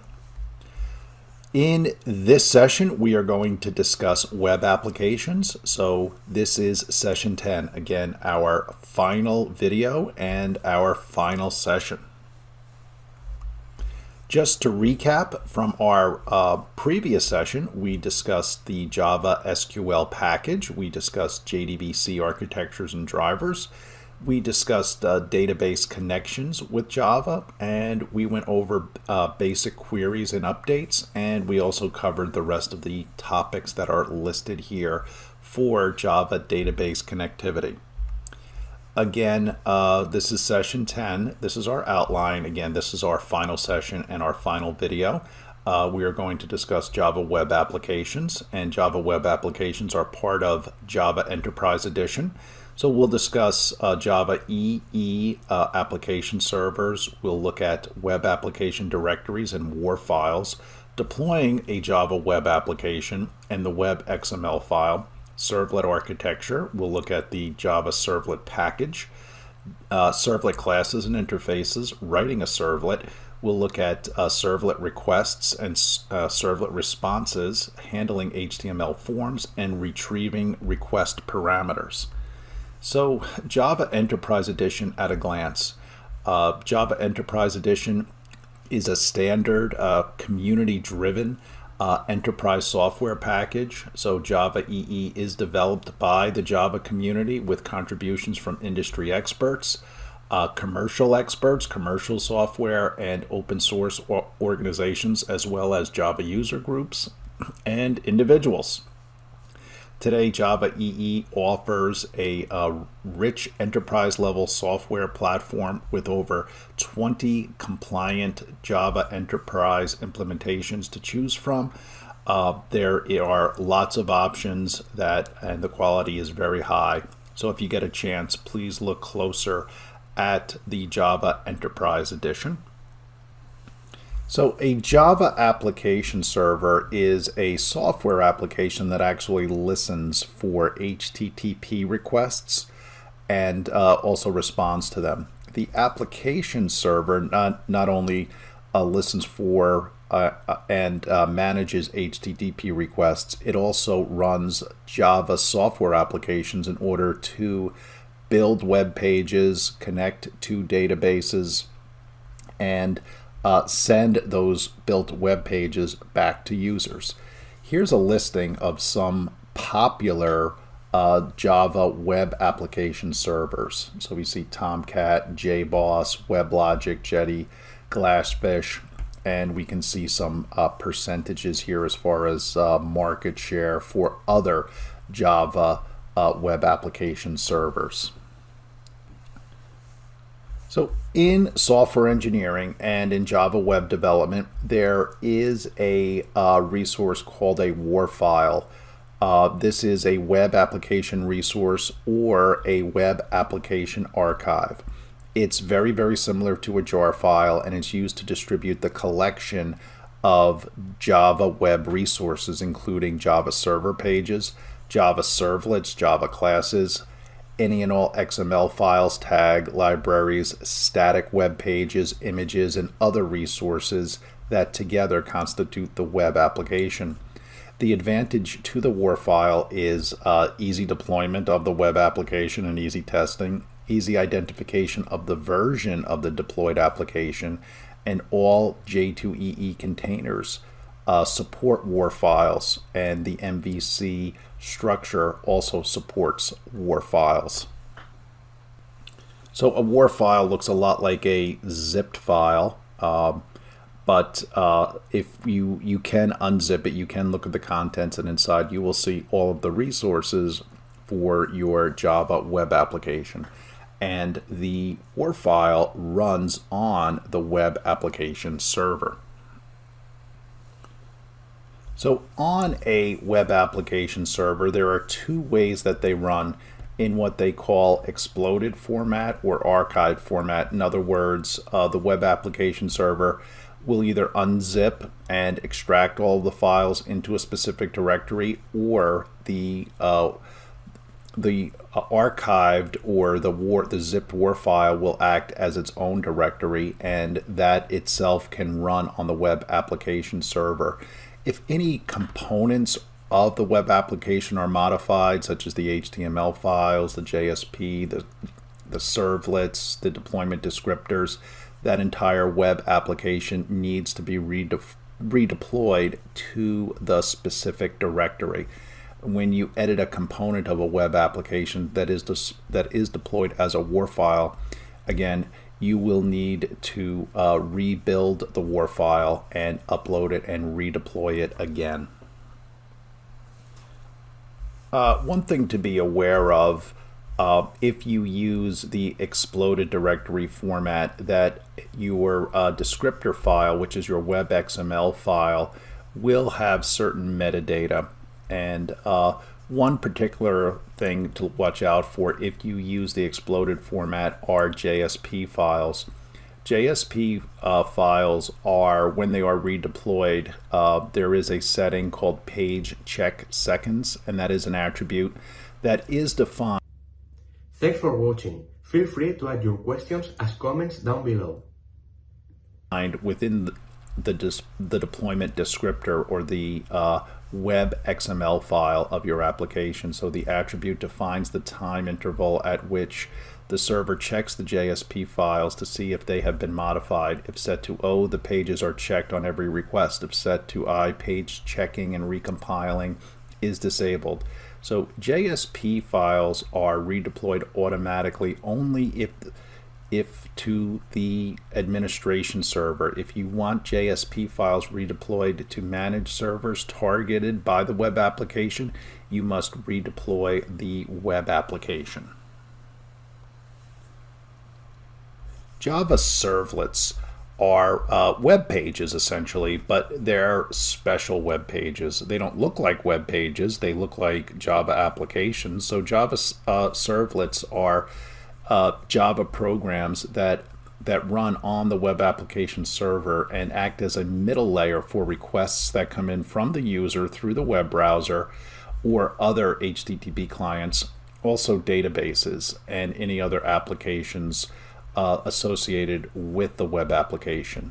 So using a servlet, you can collect input from users through web page forms, present records from a database or any other source. You can create web pages just based on that dynamic content. You can add images, add video files, really whatever needs to be done to build your web page or your mobile page to return back to the calling browser and ultimately to the user. Java servlets offer the same purpose as programs implemented using the Common Gateway interface. And this is, it's still in use, but it is an older protocol. Servlets offer more advantages in comparison with the Common Gateway interface, or CGI.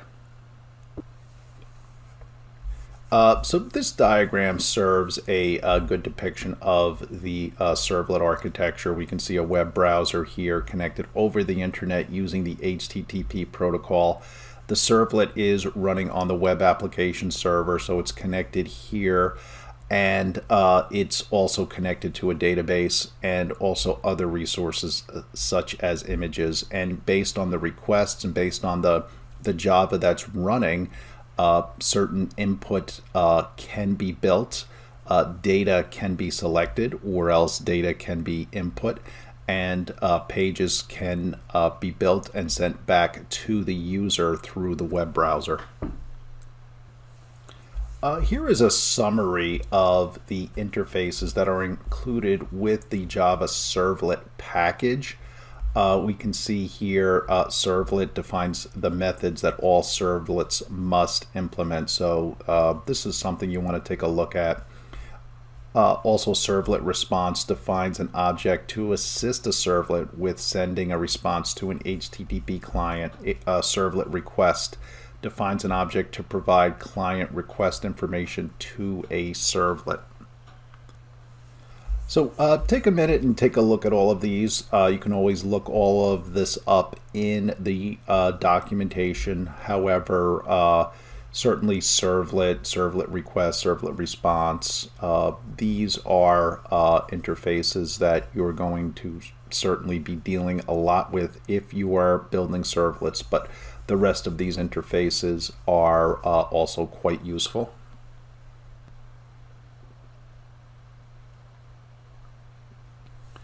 For the complete documentation on Java servlets, classes, and interfaces, visit the Oracle website. You can try the link below, or certainly search on the Oracle website for information on Java servlet classes and interfaces. So this is a Java servlet. This is a good example of it, and it is built from an interface, and you can see here what we're importing here. We're importing the servlet package and the servlet HTTP as well as Java IO, and we're extending the HTTP servlet. So our class is hello world. We have an initialization method where we will define our message string. And if we look here at this HTTP servlet request, which in this case is a get, when a get is called, we are going to print out the message. So we have our print writer object here, which we are instantiating, and we are calling print line on our print writer, and we're printing this message hello world back to this web page. And you can see here we are adding some tags here. We're adding some header tags, and we also have some response type content as well. However, the servlet will manage a lot of building some of the boilerplate HTML for us. So just like we saw in the servlet, we have HTTP requests, and we also have responses, and they are objects that are part of the servlet. So a servlet container is connected to that web application server and receives HTTP requests from a user or a web browser client on a certain port. When the client sends the request to the web server that the servlet is listening on, the servlet container creates HTTP servlet requests and response objects and passes them as an argument to the servlet service message. The response objects allows for formatting and sending the response back to the client. So in other words, based on the request, the servlet is going to build a web page and send that web page in the form of HTML tags and other types of web page language, including Ajax and JavaScript, is going to send that back to the web browser to allow the user to interact with the web application.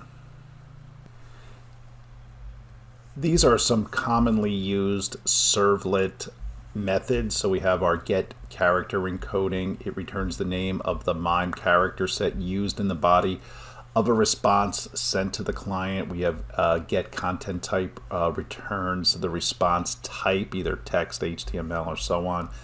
A servlet output stream or get output stream returns a servlet output stream suitable for writing binary data in a response. And we have our get writer returns the print writer object. I think we just saw an example of that. we have set content length, and that receives an integer. It sets the length of the response body. We also have the set buffer size. We have the get buffer size, so we can return a buffer size. We can flush a buffer, so that forces any content in the buffer to be written to the content. We can find out, we can use is committed and returns a Boolean indicated if a response has been committed, and we see reset here clears the data of the buffer along with the headers and status code. So take a look at these. Take a look at some of the examples. These are quite useful methods in building our web application, building our servlets that are part of our web application. One important thing that we will be doing as part of our web application is we will be building web pages and sending them back to the user. So we can see here, this is an example of a form, a login form, which we will build. We can build with a servlet and actually interact with the user. And this is actually a dynamic form because we can actually take the text of a username and a password, validate it by way of the servlet, and then obviously allow the user to continue with the application or send a message that either the username or the password or both are incorrect. In order to build this form, we need to send back HTML tags, and we can see here some of the tags: form, which you see here, input, which you see here. We can also see select is another tag. We don't have an example of it here, but text area is another one. So we have to know the types of web pages, and we have to know what we need on the forms, whether we need drop-down lists, text boxes, text areas, check boxes, radio buttons, submit buttons.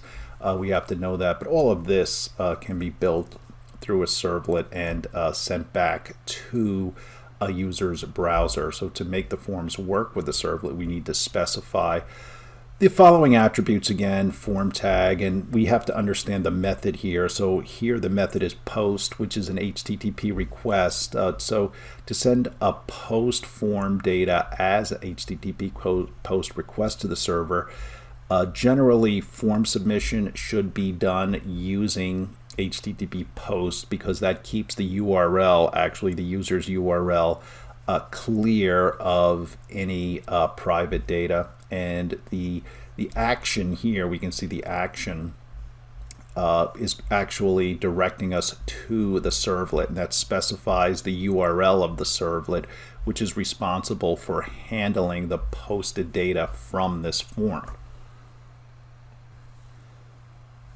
Now, interestingly enough, we are saying that right here under action, it's the URL of the servlet.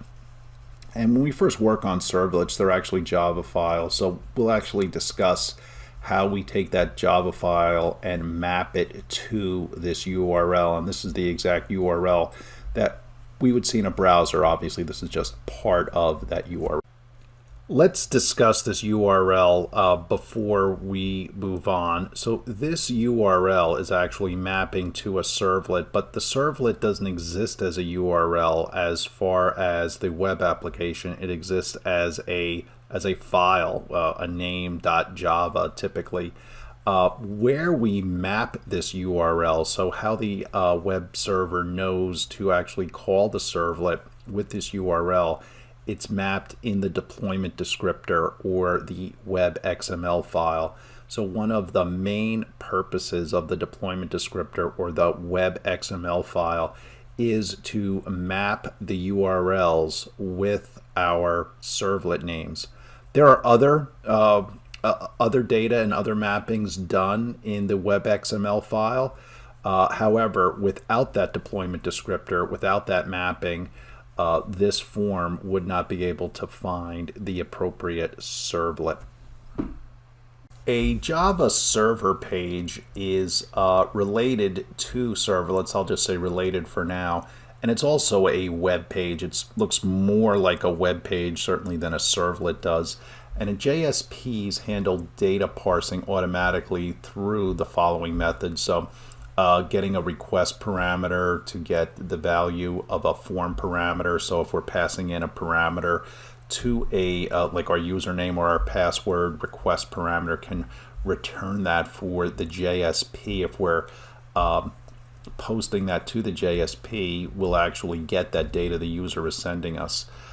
We use get parameter values if we have a multi-value element on our form, such as checkboxes, which can return multiple values. Get parameter names, we call this method if we want to complete a list of the parameters in the current request.